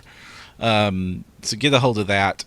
If nothing else, because the bonus bestiary is a crazy collectible anyway for Pathfinder, so don't miss out on getting it. So there's a couple of things. Well, there's so much to go into. First of all, based on or talking about that free RPG Day product, we called that one. We called that one 100% Param. You called that one. All right, I thought you were on board, but yeah, when Eric I Ronan was agree on, that you said it. yeah, free RPG Day is going to be a bonus bestiary. It's a mini adversary book that includes a dozen alien races, some of which can be used as PC races. So right off the bat, it's going to have exclusive content that won't be in the core rulebook. So yeah, there's a lot of reasons to pick it up. It's probably going to be like the bonus bestiary, where eventually everything in there is reprinted somewhere else. But still, until it's reprinted somewhere else, that's where you get that content. Right. Also, the first adventure path, I think we got that one pretty well right. Where Incident at Absalom Station, we were saying that first adventure path is probably going to start on Absalom and then span out to the galaxy. It was a softball, but it was a softball we hit, Param. Well, to be fair, I think we missed it, but they gave some details about the adventure path before we did that episode. Oh, well then. Alex, what were you saying? The other thing that's really interesting is that Incident in Absalom Station is a bi-monthly product, and they've clarified that to mean that every 2 months a Starfinder AP volume will come out instead of every month, like for the Pathfinder. The Pathfinder content. It makes a lot of sense, since I'm pretty sure it's just Rob McCreary writing it, if I remember the team composition correctly from their announcements. But it is going to be a little bit slower than you're used to if you're expecting the AP line speed from the core Pathfinder stuff. Well, I can see that working. He does get full author credit, which is Robert G. McCreary, which I've never seen him credited like that, which surprised me. But I guess he's with James L. Sutter and Owen Casey Stevens, so he felt weird not having his middle initial. Mm-hmm. He needs to get 3 middle initials. He needs to one-up all of them. Robert Mick G. McCreary. Yeah. And I can sort of see that, because they're playing really cautious with Starfinder. They're cautious. They haven't even announced the details on the subscription, at least as the last time I checked. If they have since yesterday, then please correct. They have not. And they still won't say anything about if there's going to be a Starfinder Society, which seems to be a no-duh thing, but this seems they're really cautious about Starfinder eating Pathfinder's lunch, because evidently Pathfinder is still doing great for them, so why would you want to ruin your product? Because they've publicly expressed that as a concern early on in Pathfinder's life, as like why they don't do a bunch of different settings and stuff. And playing through an adventure path, about once every other month is about the pace I think most groups will keep. Donato Classic asks if we have any thoughts on the Adventure Path #1 being described as 64 pages instead of 96. It's true. It's described as a 64-page volume, which and it says will also contain in-depth articles that detail and expand the Pathfinder campaign setting. So we don't have information on specifics for the back matter, but we do know the back matter will exist. And so it does seem like the adventure will be shorter than a Pathfinder adventure. I wonder how much... I think there's a lot of that we can't assume until we actually see the Starfinder core rulebook and how they might have changed the actual rules of the game. Because if they designed the way that rules are presented to be more condensed, then they might not need all that extra space. Yeah, you got to figure 3.5 Pathfinder stat blocks are pretty big and unwieldy. Mm-hmm. Yeah, if they went with like the Unchained stat blocks for the monsters, then that would make sense, because it would really condense a lot of that page space down. And there's not going to be so much rules content available yet, because if you remember, Rise of the Rune Lords had to do with 3.5, not Pathfinder. Yeah. So there was a precedence there for big old stat blocks. And there's not going to be anywhere near the breadth of material available for Starfinder, so I can see how they could get away with it and condensing it down, because if you look at other rule slot systems, they don't use anywhere near as much. If you look at your average PFS scenario, it's like more than one half stat block. Faint Spectre has a question in chat, or a suggestion. It's a little off topic, but he's saying we should have nameplates. We used to have nameplates. What happened to them? I just haven't had any made since we switched over to Twitch. Yeah. I mean, anyway, I can make nameplates. I just never thought about it. I kind of just liked the clean boxes look, and I figured by now people knew who we were. Nobody knows who I am. I'm a mystery. Oh. But hey, You're maybe. I mean, practically it's the all third co-host. it's all every episode is somebody's first episode. It's true. That's very true. All right. Talking about the core rulebook, 560 pages. Where does that put it compared to the Pathfinder core rulebook? Very, very slightly smaller. All right. Slightly smaller. And I was Probably worried like that it was going to be a 1,000-page book. Probably like a ream or two more, because books usually get printed in 16-page chunks for books of this size. So it's probably an increment of 16 smaller, 2 or 3. I mean, it's kind of what I expected. Mm-hmm. Yeah. I mean... Yeah, it's basically everything they said it would be is still all the bullet points. So we'll see just how long these chapters end up being. Honestly, what was way more interesting for me was the Pathfinder compatibility license being announced as a third-party publisher. Or I'm sorry, the Starfinder compatibility license. Yeah, so like when Pathfinder does a product, the license gets updated about 6 months before the actual product comes out. So this sort of fits in with that timeline nicely. I'm not surprised that it came out, but I mean, I guess I'm not surprised about this either. But the license is fundamentally the same between the two. There are a couple of small wordage changes, but nothing that amounts to any major difference between the Starfinder license and the Pathfinder license. Mm-hmm. It is interesting that, since Starfinder is a D20 product, it has to use the OGL. Mm-hmm. So it uses the OGL, and if you are a third-party publisher who hates the OGL and hates copying all the Section 15s, sorry, all the Section 15s, all of them. You should try putting Section 15 on cards. I should try finding someone who's really smart who can write a program to just do it for me. That's what I did. What? You have a magic piece of technology that can take my life and make it significantly easier, and you never told me? Yes. Ah! Oh, that was loud. I hope nobody thinks that I'm dying. Sorry. There is one thing I want to point out in the compatibility license, just in case you are at all interested in releasing Starfinder third-party material. You may not release any compatible products until August 17th, 2017, the scheduled release date for the Starfinder role-playing game. Yes, which is actually interesting because that is, if I'm remembering my dates correctly, the Friday of Gen Con 50. That is the Friday of Gen Con. No, the Thursday of Gen Con. First day of Gen Con. Which would be the opening, so that's when they would start selling them. Which is interesting because I guess that was just subscribers got the copies early. I guess that's all. Nah, for Gen Con, nobody gets it early. Like, even the subscribers don't get anything until that day for the month of Gen Con. That's been a new policy for about 2 years now. Yes. But yeah, if you want to know more about the Pathfinder compatibility license, because you're weird like me and like to know that thing, the Starfinder compatibility license, or the Pathfinder compatibility license, because this person knows a lot about that one too. Liz Courts weighed in a really helpful, Facebook post that I think that we're going to include in the show notes, right? Yeah, absolutely. Yeah, so you can check that out because it'll be great, and she's awesome. She goes through it point by point and shows you how it's pretty much the same as Pathfinder's.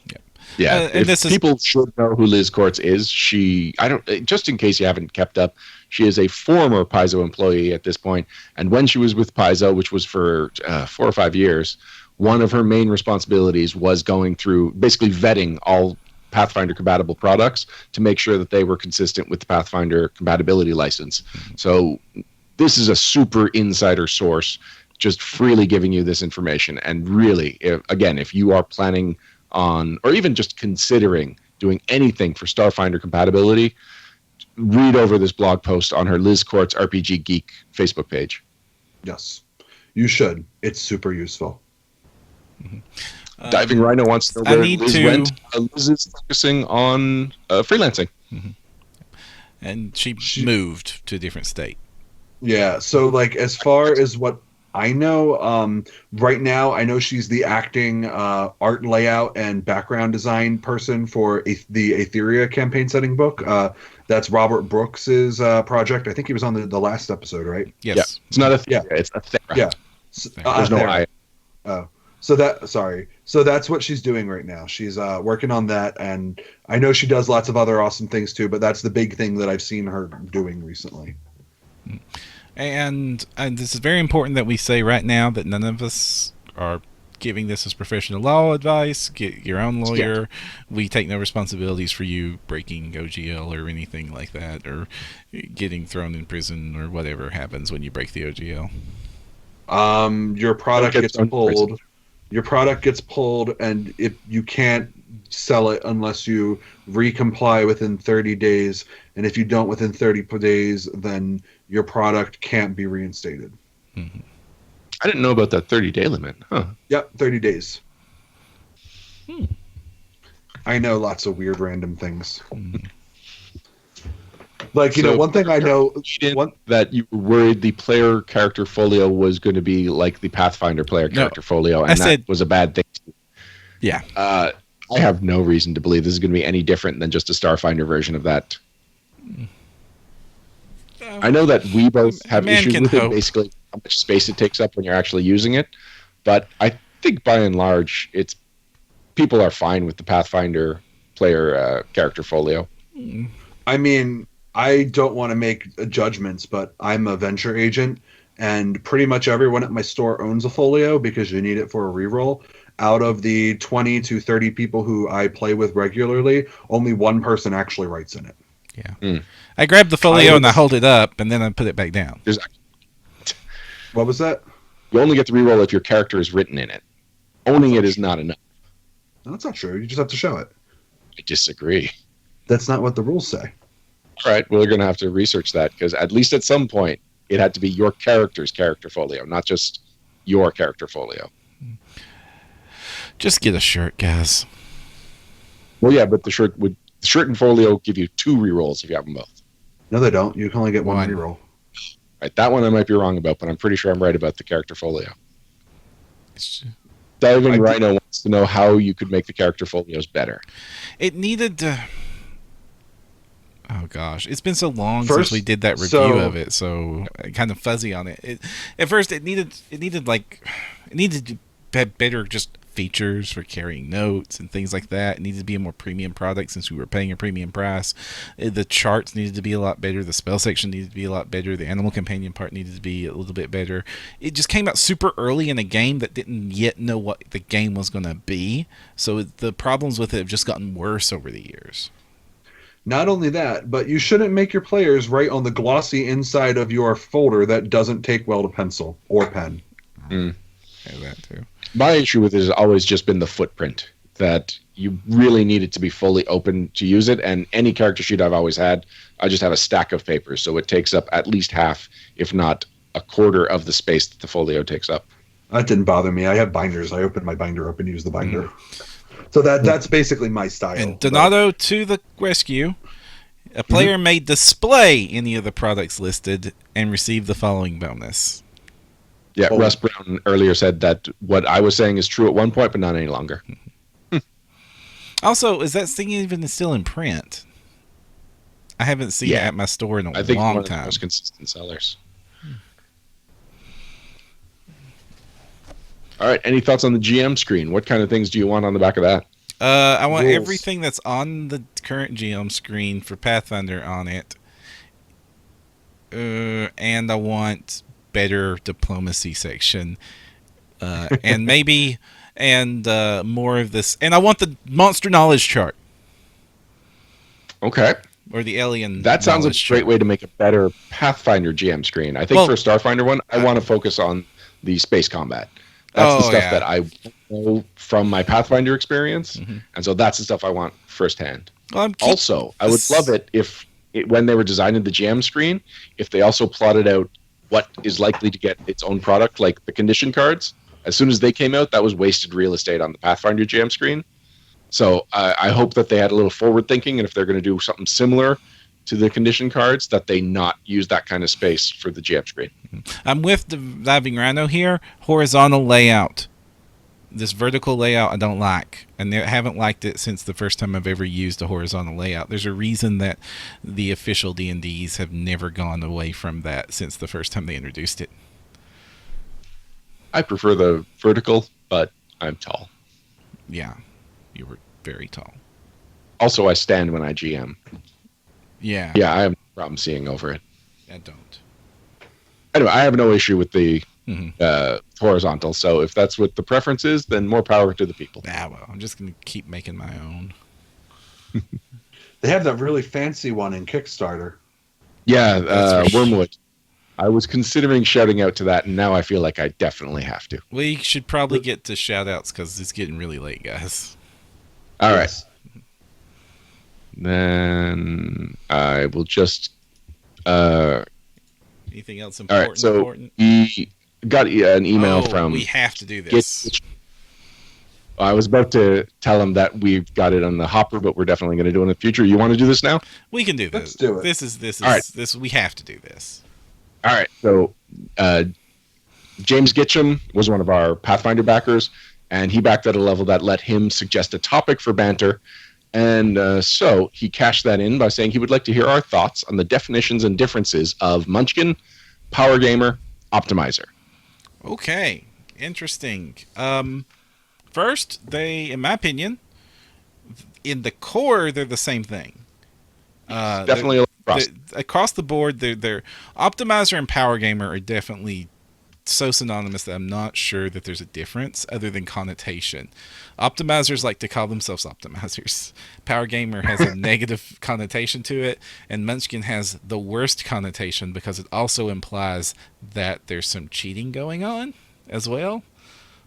I've got a lot of thoughts on Munchkin. So yeah, it's the worst of the three, but they're basically all describing the same activity of making your character the best your character can be within the rule system.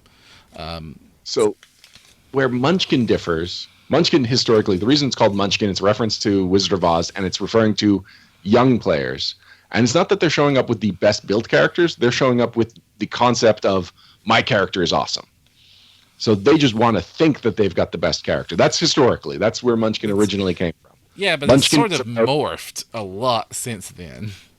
Kind of went in the opposite direction, where instead of just feeling like you are the most important character at the table, you are now becoming the optimal player at the table. But there's still just a broader application to Munchkin. Munchkin is just an obnoxious player. And usually the reason people think they're obnoxious, or the most common one I would say, is connecting it with optimization, with being cheesy. Mm.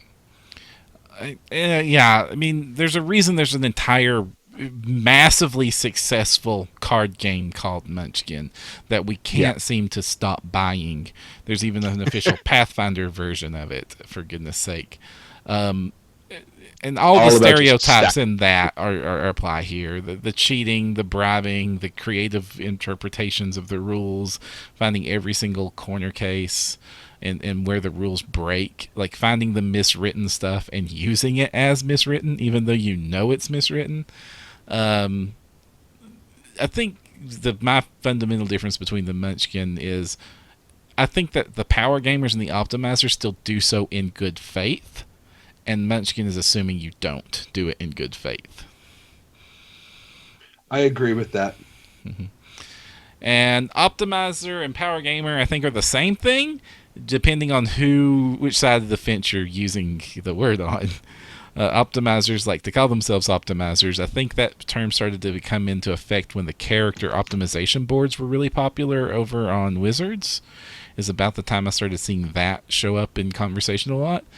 Carop doesn't exist anymore, or if it does, it's back for 5th edition. There's very famously not a Carop board in Paizo's forums. I kind of wish there was, because exploring the limits of the rules is fun, even if you're not intending to use them at table play.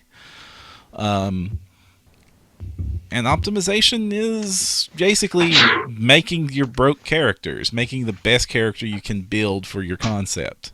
Finding all the rules and all the corner rules, and just building awesome characters. Lord, that's half of your blog, isn't it, Alex? No. So I actually think that Optimizer and Power Gamer are different. If I want to be completely honest. I agreed with you on Munchkin, not on those two. So for me, an optimizer is somebody who is trying to absolutely take their character, and they are trying to take the uh, pros and cons of their character and maximize the good things while also minimizing the bad things. Like they want to be the strongest, most best character they can by tweaking every number. A power gamer just takes the game and pushes it to make the most powerful character they have, but there's not the connotation of there being no flaws or downsides to the build. So, as a good example, if you are playing a character who is like this aced out paladin who has levels of Oracle, so he can add charisma as a dodge bonus, and he has a beefed up charisma, so he's got super high special abilities and defenses, and then when he smites people, he adds that massive charisma bonus to hit things and to his armor class again as a second bonus, so that he's basically untouchable. That's a optimizer, because you're taking all the facets of the game and increasing the things you need while also keeping penalties low. A power gamer makes powerful characters, but there's not necessarily the connotation that they are trying to make everything super high tier. They're the ones who usually focus on one or two little things and bring those as high as possible without necessarily trying to raise everything up as high as possible. Munchkin, I agree with you, is the person who is trying to make the character exploitative of the rules. Yeah, exactly. So, like, if you go to the famous webcomic Goblins, there's a character named Minmax who does things like, "Oh, I got a +1 bonus to strength by trading away my ability to read all languages," and like that to me is a power gamer. Whereas the optimizer would not ever want to be in the situation where he couldn't read, so he would try to find to gain a similar bonus without losing anything. Whereas a munchkin would take a bonus typo and say that technically he can stack those bonuses because this one is a shield bonus and this one is a Sahiled bonus. Yes. Exactly. I think that sums it up pretty well. Mm-hmm. At least that's my opinion. And this is this is very important that I also bring this up, that this is a activity, and with the exception of the munchkin, I don't think they're invalid ways of playing the game. I think I think anytime you're doing anything in bad faith, you're a jerk, and please don't be a jerk in a group activity. So that's why I don't like the munchkin approach. So don't cheat. Good Lord, don't cheat at a role playing game.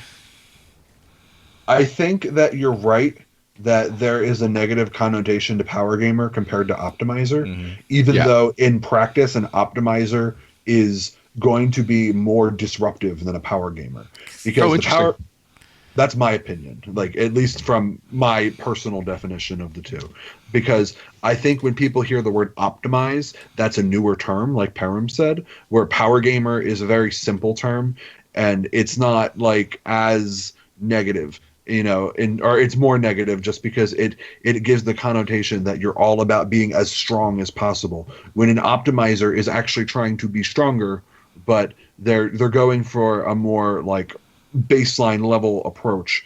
And I think that there is a kind of like, oh well, I didn't, like kind of using it wrong to sort of hide and make yourself sound snidely, I guess, almost.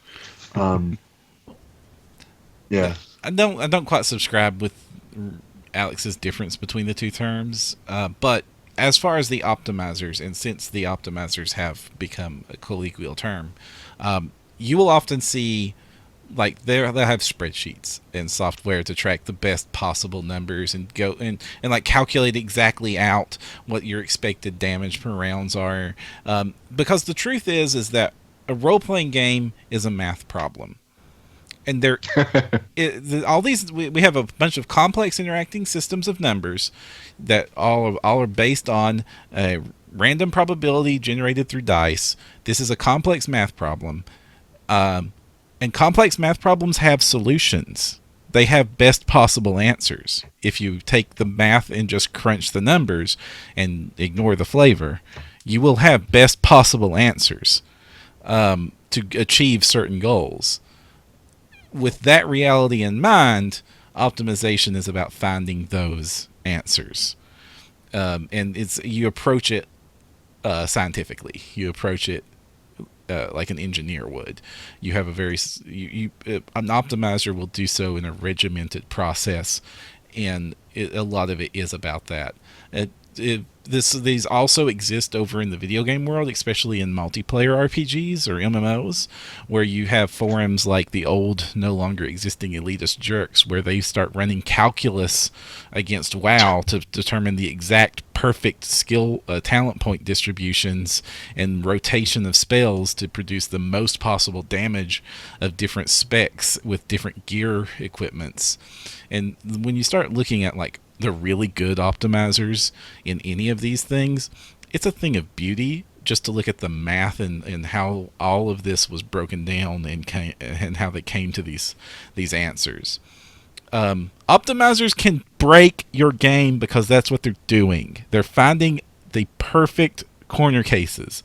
They're finding the exact optimal combination of spells and abilities, and you put an optimized character into a normal party that have not optimizers, and that's when you start running into where people start complaining, where they will outshine the entire rest of the party easily. Now that So I've been kind of lingering on this, trying to figure out more from an etymological point of view, what would be the difference between a power gamer and an optimizer. But Param, you're doing it from a sociological point of view, and I think that is the better way to do it. And that ultimately just an optimizer is an evolution of a power gamer, and the only differences are differences in the game for when optimizer was the popular term, from when power gamer was the popular term, and now that optimizer is a popular term. Now, one of the things is like there is some friction that exists when new players and players that prefer not to optimize are playing with characters that have been optimized, because there is a distinct, obvious power differential. They will win every combat. They will vastly do more damage than the other characters will do. They will have the perfect spell selections and feats and lock down the encounters before the other characters have time to act, depending on how they were optimized for what goals. And so that is some friction, and you should always play nice with each other, however you can, to have the most fun at the table with your groups. I will say that I do want to reference the Stormwind fallacy here, is that just because they are optimizing does not mean they cannot also make deep role-playing characters. These two things are not mutually exclusive. They can still very much enjoy the role-playing aspect of the games and the social aspects of the games, and then want to be the most murderous sword beast to ever hit a minis grid.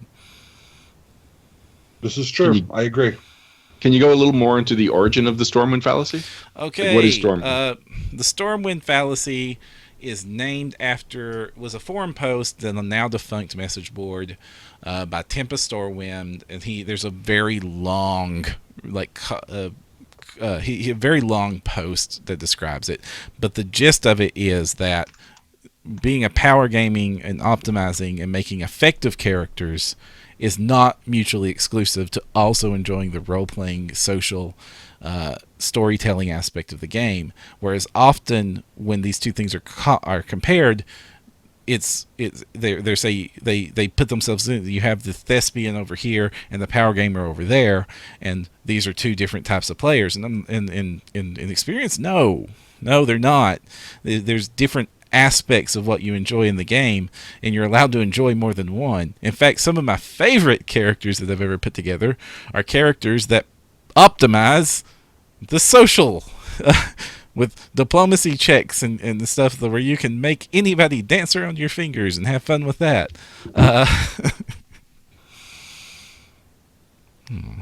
I'll have a link to that in the show notes with on Dictum Mortem, a blog. They have they've preserved some of the original forum posts because the original posts are now defunct. I think I can definitely relate to what you're saying, because like right now my current character Doreen is fun to play until combat breaks out, and then she's a Oracle of Bones. And as has been mentioned a couple of times in this episode, I don't really care for playing casters. And she's a primary caster. I've got an extremely low strength because I rolled my stats and they were just like all over the place. I've got a 6, an 8, and an 18 and a 16. And so it's like, I guess I'm a primary caster, whereas I would have liked to have played her a little bit more evened out. But anyway, that was my decision to roll the dice instead of just doing points by, and that's what I ended up with. And that's why I banned rolling dice at my table. I'm fine with the randomness. It's the combination of the stats I ended up with and playing a caster, which is not my main way of playing. But anyway, so I probably enjoy role-playing her as much as I enjoyed role-playing Valter, my lore warden from Carrion Crown, except that I also enjoyed combat with Valter. And between the two, Valter was just the more fun character because he was the better optimized character. I mean, let's face it; these guys are professional combatants. I mean, they have things they do. There's nothing wrong with wanting to build a character that's good at that and has a life expectancy. Mm-hmm. Most of my characters are strong mechanically, and I enjoy role-playing them, give them little backstories and stuff.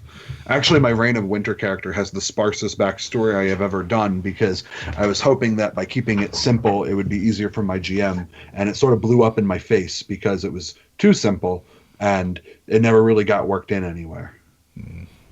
Oh, man. So, a topic I want to talk about is when things don't go according to plans. We're not going to cover it in this episode, but maybe I'll save it for the next time you're on the show. there you go. There is one more thing that I want to talk about. This was brought to my attention by Lucas Servideo, friend of the show. That is that the Gen Con call for volunteers, call for GMs has gone up on the Paizo blog. Mm-hmm. So I'm not going to just read the blog post, but I encourage people, if you are at all interested in going to Gen Con as basically on Paizo's dime, I believe that's how you described it, Alex, last year when you were a Tier 1 GM. Yep. Well, that was before he did it. He later described it as sold his soul to Paizo. Yeah. All right. If you do want that, those slots fill up quickly. But Alex, do you want to talk about your experience at all and how you might have done it differently? Well, so looking back on it, I did enjoy it. It was fun. I'm not doing it this year. I might do a couple games. I want to do enough to at least get a race spoon, but I'm good with Tier 4. And it's not because it was a lot of work, but you're sitting and you're interacting with a lot of people, and like I did a post last year where I was frustrated because on my Facebook, it wasn't a public post. It was kind of public, but it was like my private Facebook, but public to everyone who was on it. I did a post where I ranted a little bit about how I had to do deep market deception 5 times in 5 days. Actually, no, it was 5 times in 2 days. My bad. So, looking back on it after actually living it, like I would have died if I didn't do that. If I didn't have to do that same one 5 times. Like, oh my gosh, like I caught con crud from all the people that I interacted with, like at the table. I got really, really sick, and it was awful. And then the cold didn't go away until the last day of Gen Con when we were leaving, and then I was okay. It was the worst. And like looking back on it, like everything they do and the way that they have it set up, even if you're sure that it's like, oh, I don't want to do it this way, like no, you do it their way. Like they know what they're doing. It's a lot. It is work. It is not like I'm on vacation hanging out and getting a room on their dime. Like the way they set up the hours last time, they switched it so there was an hour between each slot. So my friends and I all ran up into our room and ate together and just enjoyed the sound of silence. So most of the time, like we weren't even out on the hall most of the time. Like I think I explored the hall 2, maybe 3 times. But like you're in there so much, and by the time it's like you get to like day 2 or day 3, you are exhausted.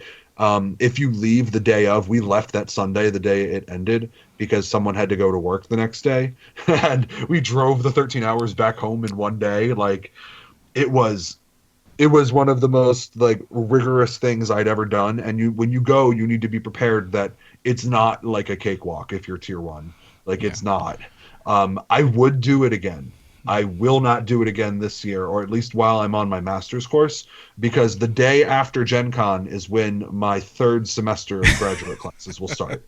So like James. The current plan is that James and I are going to go together. So you can look for our Code Switch blogger, James Ballard, and we'll be hanging around doing stuff. And we both are planning on playing some games and running games too. But like the battle plan is like I'm not planning on driving myself into the dirt this time, which is literally what I did. And I feel like any tier 1 GM will say, yeah, this is what happens. You are really tired. And like honestly, I hated my experience up until I got my first full night's sleep. And then after I got a full night's sleep, I looked back and I said, that was really cool. That was fun. Have you guys seen the slot schedule this year? No. There is a new slot called Overnight. It is a 1:30 a.m. to 7 a.m. game. Oh no, not for me. No. And then the morning slots start at 7:30 a.m. So there's a half-hour break between playing an overnight game and playing again in the morning. No. No. No. If you do that, listeners, bless you. Oh my gosh. Bless you. Do you know who that slot is for? That slot is for John Compton, so he can do his crazy like Jessica Price and Thirsty and Diego table with like the crazy pre-gens and stuff. Like that's who would enjoy that slot. Not saying that there's anything wrong with enjoying it, but I feel like that's who it's made for. I am curious to see how popular those slots are going to be. Now I'm curious to see if you'll sacrifice your sanity score and go and do it, Ryan. I might go and observe for half an hour. I am not going to commit to a 6-hour slot at 1:30 in the morning. I've done the tier 1 GM thing several times, especially during the early days of PFS, and that's one of the reasons I was disagreeing with Alex on his multiple when he was not enjoying doing the thing multiple times, because they gave me 1 year. There used to be a game you could sign up for called Player's Choice. So I got to sit down for 5 sessions of Player's Choice as part of my tier 1 thing, which is I sit down and I don't even know what adventure they're going to have until they show up at my table. And I have to run a PFS scenario with a group I've never met before, cold, at Gen Con. Yeah, and even if that was just season 2, there were still like 75 potential scenarios. Yeah, dude, no idea. No concept of what level I would be doing. I mean, goodness. And I mean, I had to improvise a lot with miniatures and oh man, that was torture. Like a part of it was kind of invigorating, pulling it off and selling it. And most of my tables left very happy, thankfully. But it was so stressful doing that, and I'm glad that doesn't exist anymore. At least I think it doesn't. It hasn't in the last few years. And secondly, when they switched to just me running the same adventure over and over again, made my life so much easier at Gen Con. Even though I did run like 9 tables of Weeby Goblins that year. Yeah, I think at PaizoCon the last time I volunteered for 4 tables. And I ended up with 4 different scenarios, 2 of which were core only and didn't end up playing. And it was like, I prepped as much as I prep for anything for 4 different scenarios and only ran 2 of them. My brain was fried just from that. Only one of my scenarios didn't go off, and it was Wounded Wisp. So it's like I've run it before, but like, it's Wounded Wisp. I'm being honest. So this was right after core started, and I had 2 7 to 11 core tables. And just doing the math, I was like, there's no way there's even 7 to 11 core characters by now. So I did a little less prep for those adventures. Just looking at it, it's like, how am I going to get 4 people that are level 7 core? It's impossible. I'm surprised. It was impossible. I'm surprised they even scheduled that. It is weird. But it is getting super late, guys. We need to wrap this up. Yeah. Wrap-ups and shout-outs. Wrap-outs and shout-outs. Wrap-ups and shout-outs right after this.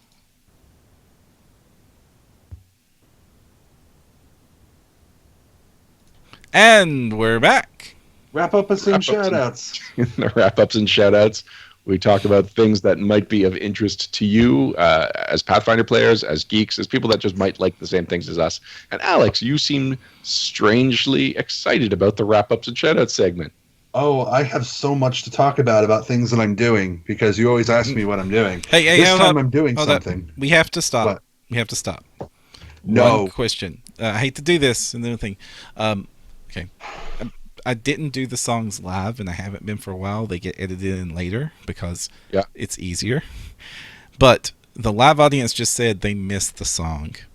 So we must do the song right now. So, guys. And shoutouts. Wrap-ups and shoutouts. Wrap-ups. Wrap-ups and shoutouts.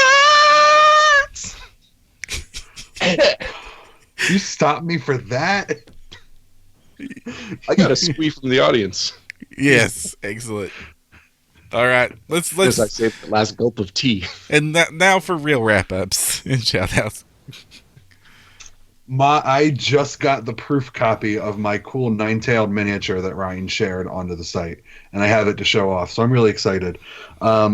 Everyman Gaming my company has been doing these cool little 3D miniatures with Imagine 3D miniatures. So I'm going to take my light so all of you who are watching at home can see it.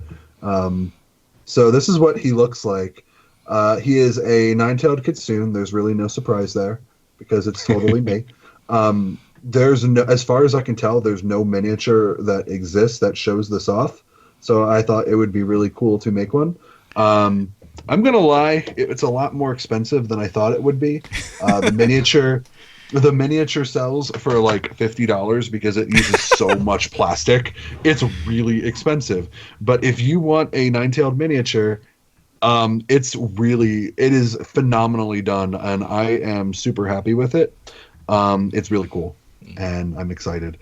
It's actually already for sale at the Imagine 3D Miniatures website. So if you want to check it out, you can. In a couple of weeks, I think like late February, early March, I'm having a professional painter paint a copy of it. Nice. So there'll be some beautiful professionally painted copies floating around, and I'm sure Ryan will share them on the No Direction fan page when they happen. But yeah, I'm really have excited. your painter picked out? I do. I use Shoshana Bauer of Shoshi's Magnificent Miniatures. Okay. She is a 2 or 3 time Golden Demon winner. Cool. Which is like a painting award for like Warhammer quality painting. Yeah, and At least that's what I super get. stiff competition. She's studied under a whole bunch of people. She's got like this giant list of credentials, and she does great work. And you know, she is everything I could possibly want in somebody who paints miniatures. Aside from that, I have something else that's coming out literally tomorrow. Oh, what's that? So my Kickstarter project, the Dynastic Races Compendium, is finally going live. The print version is going to be for sale. It's a 164-page book that goes over 4 races. The titular dynastic races, which are Kitsune, Samsarans, Weiyangs, and Nagaji. This miniature was actually made to commemorate its release. And so it goes over each of the 4 races in about a 22 to 24 page chapter for each race, going over things like ecology, sociology, biology, religion, ethnicities, pretty much everything you could ask for. And then it goes into this massive just crunched thing with like archetypes and spells and new feats and alternate racial traits and favored class bonuses for every class that's currently out from Paizo. Like, it's huge, and I'm super excited for this to come out. My Kickstarter was originally run to get the art made, so I thought another fun thing that I could do is to take all of the line art from that project and make it into a coloring book. So I'm actually have a coloring book that's coming out that uses all the art from that book. And I had a friend of mine who is a traditional media artist take a page of the coloring book, and she went and she colored it up all nice and neat, and she drew a background because she's crazy. Her name is Stephanie Axberg, and she does a site called Rainbow Whimsy on Facebook, and she has like an Etsy store and stuff. So if you like this really cool looking picture, I'll zoom it out a little so you can see it all. Like, she totally does commissions. She specializes in an art called glitter art, where she gets like glitter gels and she draws and colors everything in glitter, and it looks like you have a painting made of diamonds. It's fascinating. Mm-hmm. Cool. Yeah. So yeah, that's what's going on with me. What about you guys? Well, a couple of Kickstarters I want to bring people's attention to. One of them you mentioned earlier, the Wormwood Magnetic Game Master Screen. So I'm going to just remind people right now, this is wood product and therefore extremely expensive because wood is just about the hardest material to mass produce. So one way or another, you're getting some stage of handcraft going on here. But even if you don't plan on pledging, I encourage people to just check out this Kickstarter because this GM screen is gorgeous and it does something that I have wanted a GM screen to do for a long time, and that is just basically have slots that you can slide in paper because not every campaign needs the exact same information that's printed on the GM screen. Like if you're running Kingmaker, you're going to want the kingdom building rules there. Same thing if Jeff got this and he's running Hell's Rebels for us, having the rebellion phases summed up or being able to switch when it's not the rebellion phase from the rebellion information that he needs right in front of him to what he's most likely going to need when we're exploring the different parts of the city. Like that's a level of customization that I have wanted for a long time from a GM screen. I am not likely to back this because my home group has moved to this digital, like semi-digital. We've got our gaming table now. So I am mostly just encouraging people to look at it. This is a very pretty Kickstarter, and I believe they've already funded. They are at $191,000 of a $10,000 goal. So yes, they have funded. Wormwood does quality work. I've known them for a couple of things. I don't own any of their products, but I've definitely seen them at cons and felt them in my hands, and I like them. And likewise, Dogmite Games, also wood crafters, also wood artisans, have a Kickstarter called the Dragon Tray, although that's a little misleading. So it's a dice tray, but on top of being very good-looking wooden dice trays, there's also some other dice trays besides the dragon one that are innovative. So like there's this dwarven shield with the 4 axes. Param, I don't know if you can screen share. I've got the link in the show notes if you want to click on it. But just to describe it, the shield center is where you would roll your dice. But then each of the axes, kind of where the head meets the shield, there's a little space there where you can slot up your dice and divide them. I don't know about you guys, but when I have dice at the table, I am constantly just separating them either by set or then into by number. And I am insanely meticulous when it comes to dealing with my dice. And so looking at these, I just kind of get a squeal thinking about the different ways that I could sort my dice. There's also one called the Eastern Dragon. So it's got small limbs but a long snake-like body, and it just kind of snakes over itself 4 or 5 different times, and each time it snakes over itself, it creates a new pocket. And in the example here, they've got the currency, or so like metal coins, divided up by denomination in every slot, and man, that's gorgeous. I love organization because I am not an organized person. So if somebody presents me with a product that tells me how to organize things, that's just like, oh, it makes me feel so much better about myself. That's again good. I'm not sure if I'm going to actually back this, but I like looking at it. I like this castle one. Which one? There's one that's just called the castle, and it's like a weird perspective view of the inside of a 4-walled castle, and the dice. Oh yeah, neat. The dice kind of sit on the ramparts. Mm-hmm. Yep. This looks good. Wow. One more shout. Oh, did something else catch your eye? Just looking at some of the top end pledges, like $2,000, and they'll create a one of a kind one for you. I wouldn't even know where to start in designing one. Even with an artist there at my beck and call, I don't know what I would ask for. Mm-mm. Probably something with gnomes. Made of gnomes, but like laying down, so it's baby butt gnomes is what you'd ask for. I don't have $2,000 for this product. Baby butt gnomes.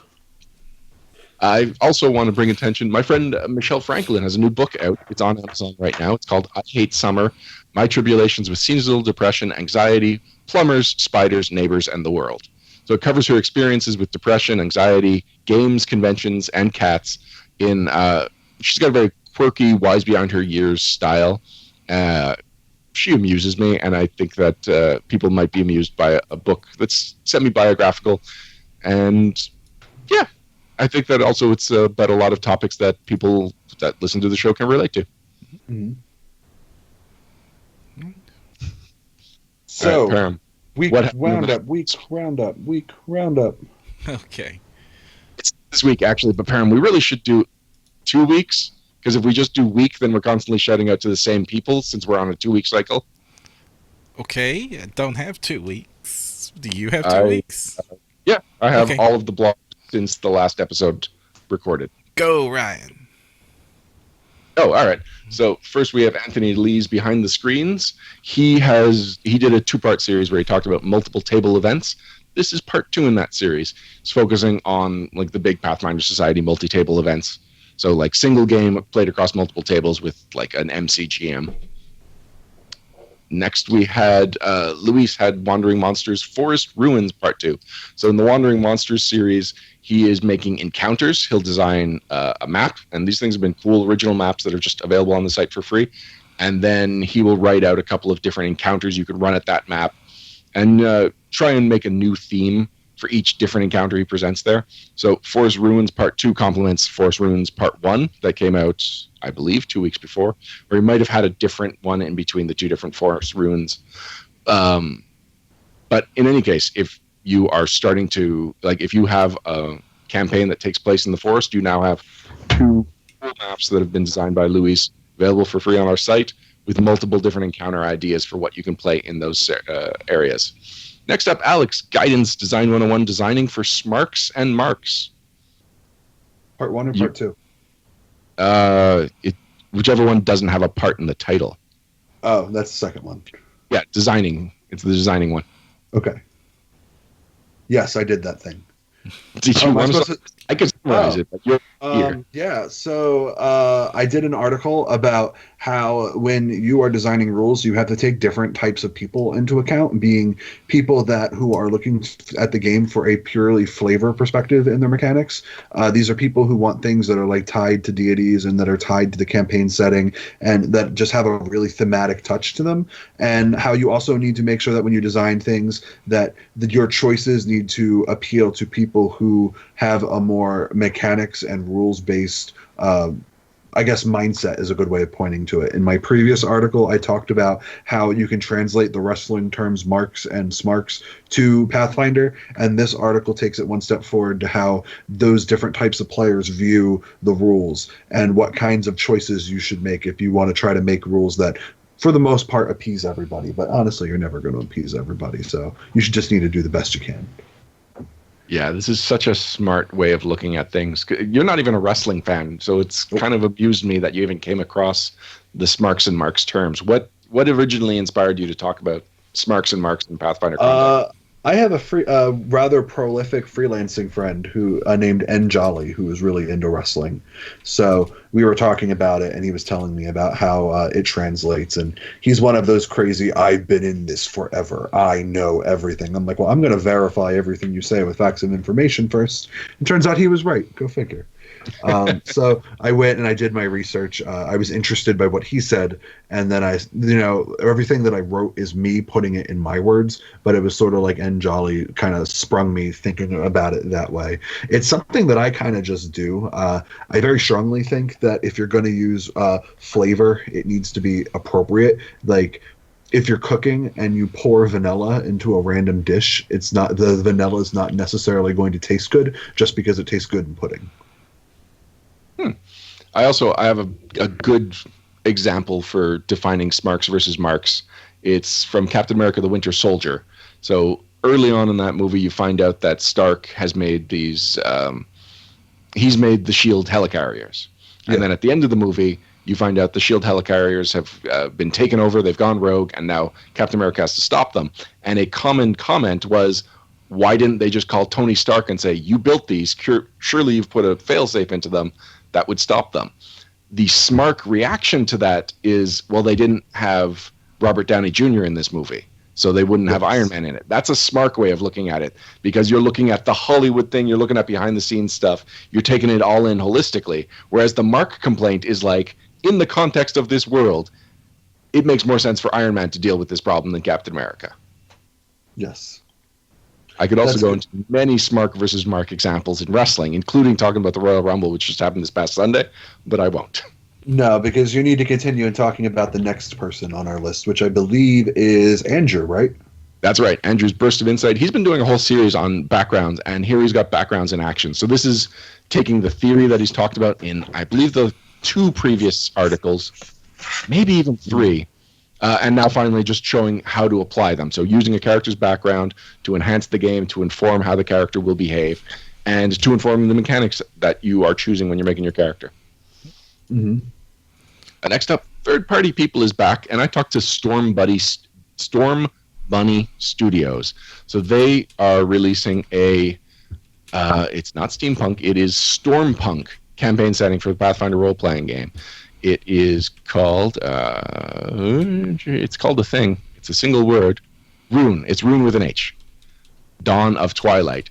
And it's really, it's just got an amazing aesthetic and a really different take on the punk style, whereas like a punk setting basically means that if at some point the dominant energy source that moved forward technological advancement was different from what it actually was. So in steampunk, it's if steam caught on before electricity or before whatever, depending on the time setting.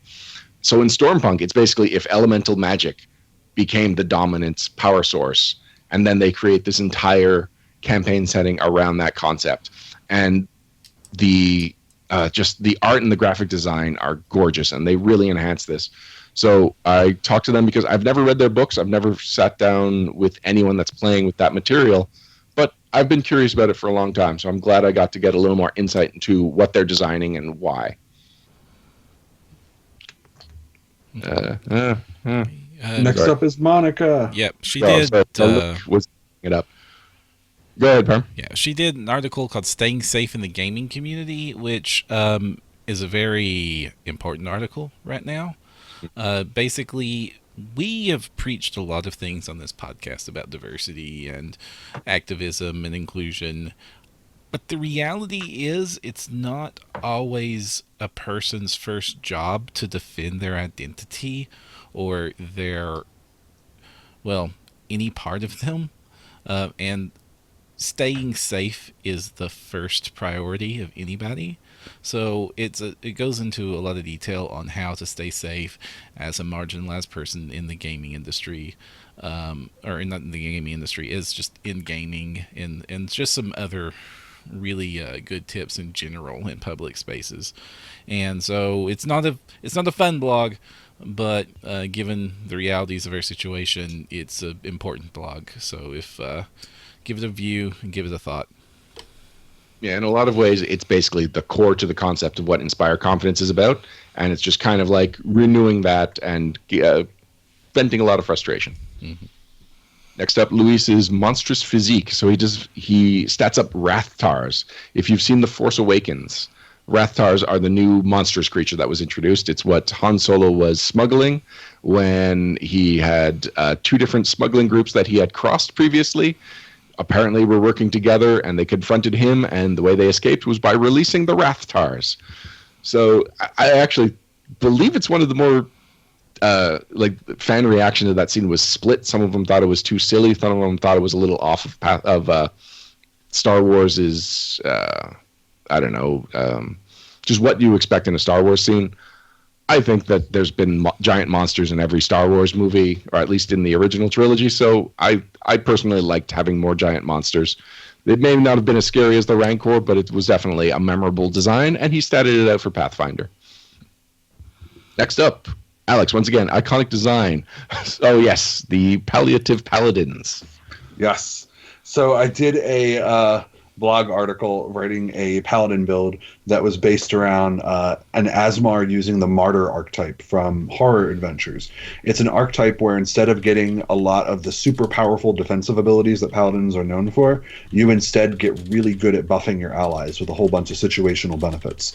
Like instead of divine health, you give everybody within 20 feet of you a +4 on all saves against disease, stuff like that. So the big thing this archetype does is that they can start bleeding from a stigmata to act as inspire courage to inspire people. And I took that and I took some of the new options from the healer's handbook, and I was like, okay, well, how can I make this into the craziest healer that I can? And I took like all of these awesome healing feats and I built it together into this silly Asmar who not only heals people, but when he inspires people, he hurts all evil outsiders who happen to be near him when he's bleeding. So it's a really fun build. It's a little bit silly, but it's also really cool. And man, oh man, do people not use the angelic blood feat enough? It's really great. So what I like about the way iconic design has evolved, because it used to be you build a whole character and now it's really focusing on a concept. I just like the way you're taking a couple of things that like have two, like they connect. They just don't connect obviously, and you're making those connections and then building a concept around that. And it's really you're like focusing just on that crazy connection. Yeah, so like when I used to do iconic design, I would have that, but then there was always like the, oh, well, I gotta tell you what to take for all of the other levels now. And so like oftentimes it would get to the point where my build would hit the critical mass that I was going for. And then I was like, well, freebie, do what you want with this, because this is what you're building for. And that never really felt satisfying. And for some things, especially full spellcasters, it took way too long to do, like way too much of my time, especially in a graduate course Alex world. So this new style, I think, focuses a little bit better. It shows off like what the essence of the build is and leaves enough space for my reader to try to take it and make it their own. Like, if you don't want to use my bleeding Asmar, like pick a different race and a different first level feat and it works. Like, it's one aspect that's easier to ship, which I think it makes it a little more applicable. I like that in chat. Diving Rhino is accusing you of being a munchkin, then a power gamer, or was it optimizer? All of the above, baby. Wait, hold on, ready? I can do that better. There we go. All right, ready? What's our person's name again? Diving Rhino. Diving Rhino, the answer is all of the above. There. I'm going to say worth it. Yeah. Was it worth the wait? Yeah, sure. Yes. Absolutely. Funny story. I have these for teaching. That's why they don't really fit my head. Param, do you mind covering the next code switch that James did? Oh, yeah, James did a great one.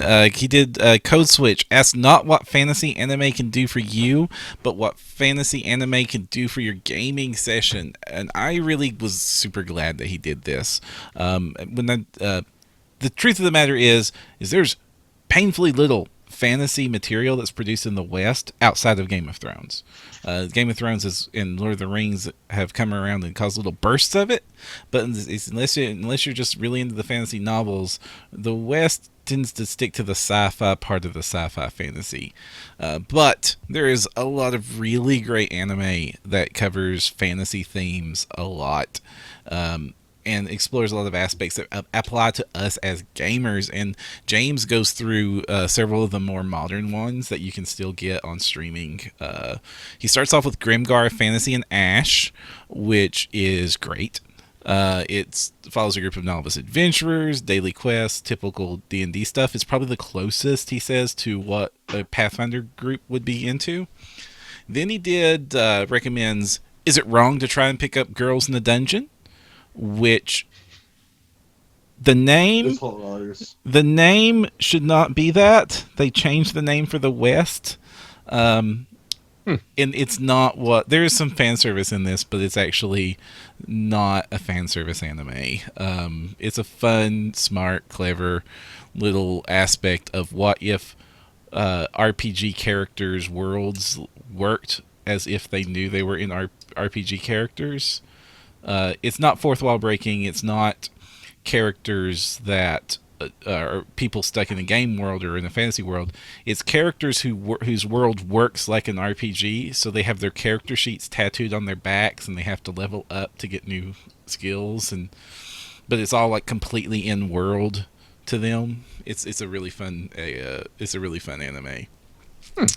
Then there's Log Horizon, which is one of my absolute favorites because it is one of those characters wake up stuck in an anime. Characters wake up stuck in the MMO animes. There's a lot of those, but this is the first one where, hey, wait, let's not be incredibly stupid about it, and let's work together and form a functional society and try to solve this problem together, which never happens in those shows, and it's a fun one. The characters are great. Gate, thus the Japanese self-defense force fought there, more commonly just known as Gate. It is what would happen if a portal to a fantasy world opened and the Japanese military had to fight back against the fantasy militaries. This one's very fan servicey. It's kind of clever. It's kind of chewing gum. I like it a lot. It's fun. James likes it a lot. Then there is Konosuba. This is the only one on his list I haven't watched, so I can't give much personal one. But he says that it starts with the death of the protagonist and his rebirth in the fantasy world, conned into helping the inhabitants defeat the army of the evil Devil King. So he likes it. So I'm definitely going to check it out if it ranks up there with the rest of these. And then my favorite one on this list. He is ReZero, starting life in another world. James goes into the details on it. This is a anime about what would happen if you had a save point, but you only could access it when you died. So it's kind of like a mix between Groundhog Day and a fantasy world where he has to the main character has to keep solving problems, but keeps getting in horrible situations and having to just do all the variables to find the perfect solution. But every time he screws up, he gets killed and has to do the whole time period over again. It's fun. It's kind of dark. It's much more dark than the rest of the shows on this list. Very not safe for work. So it's very bloody, kind of depressing, a lot of it. But it's very smart. It explores a lot of aspects of that concept that other shows have done much more lazily. James is really good about anime. He watches anime the way that like some people read comic books. He prefers the shorter ones, honestly, but he's really knowledgeable. Right now we are watching Gundam Iron-Blooded Orphans together, and that's been really fun. That's really good and super depressing. Oh, it's ridiculously depressing, but I love it from a world building standpoint. Like it's the one thing that James pointed out that like I actually appreciate the show for is like he's like, yeah, they've terraformed Mars and they never say how and nobody acknowledges it because the science would be wrong. Oh, that's clever. And I said, yeah. It's not like we go around talking about the science of all the like the internet or anything. Listen, Ryan, I don't know what you talk about in Canada, but in the United States, that's all we talk about. You talk about the science of the internet? I talk at length about the science of the internet constantly. All the time. Yeah. You Americans.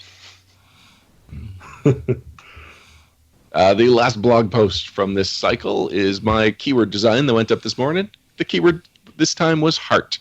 So I designed a mundane item, a magic item, a feat, a spell, and a class option, all with heart as the motivator. So the mundane item was sweets, including Masterwork sweets, which I think makes the whole thing worth it. My magic item, I really enjoyed. It's cherub arrows. So it's Cupid's arrows, and it follows the rules from like how Disney would do it. So Cupid shoots the arrow, and it charms the person, but it doesn't charm them to Cupid. It charms them to the nearest person near them. So it's like the target then is treated as though the nearest person had cast charm person on them. It's a natural lust in the arrow. Sure. Should I have gone with unnatural lust instead of charm person? What's a spell that does that? Oh, okay.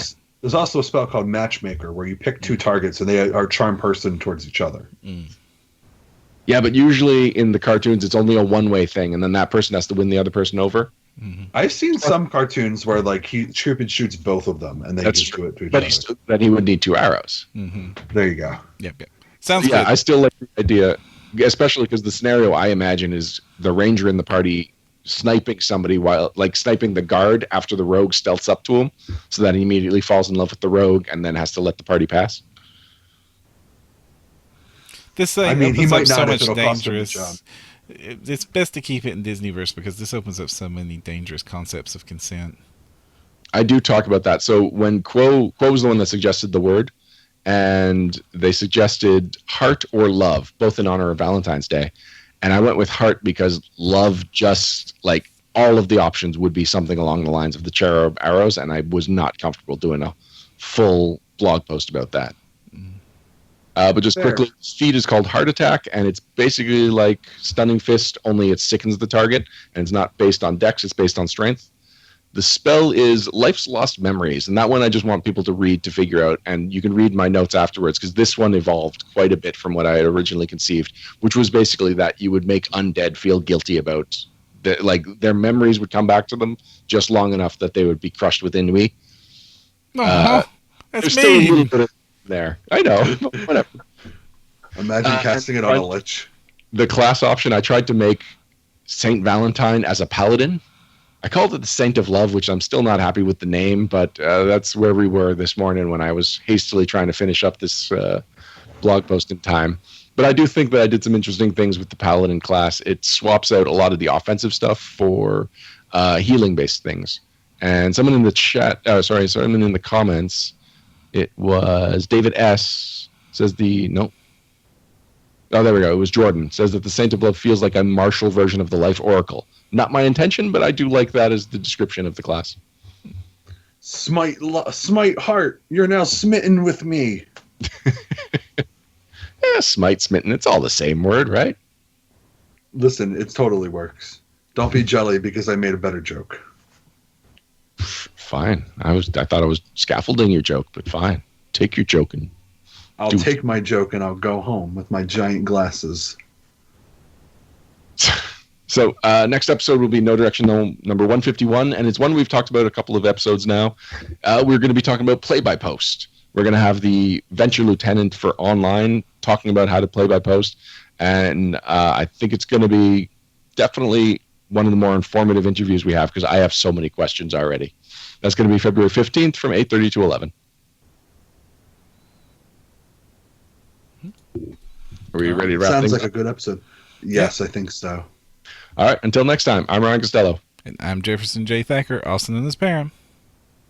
And I'm Alexander Agunas, the Everyman Gamer, who is finally allowed to outro himself out. And if you want to find the path, you need no direction. Bye, guys.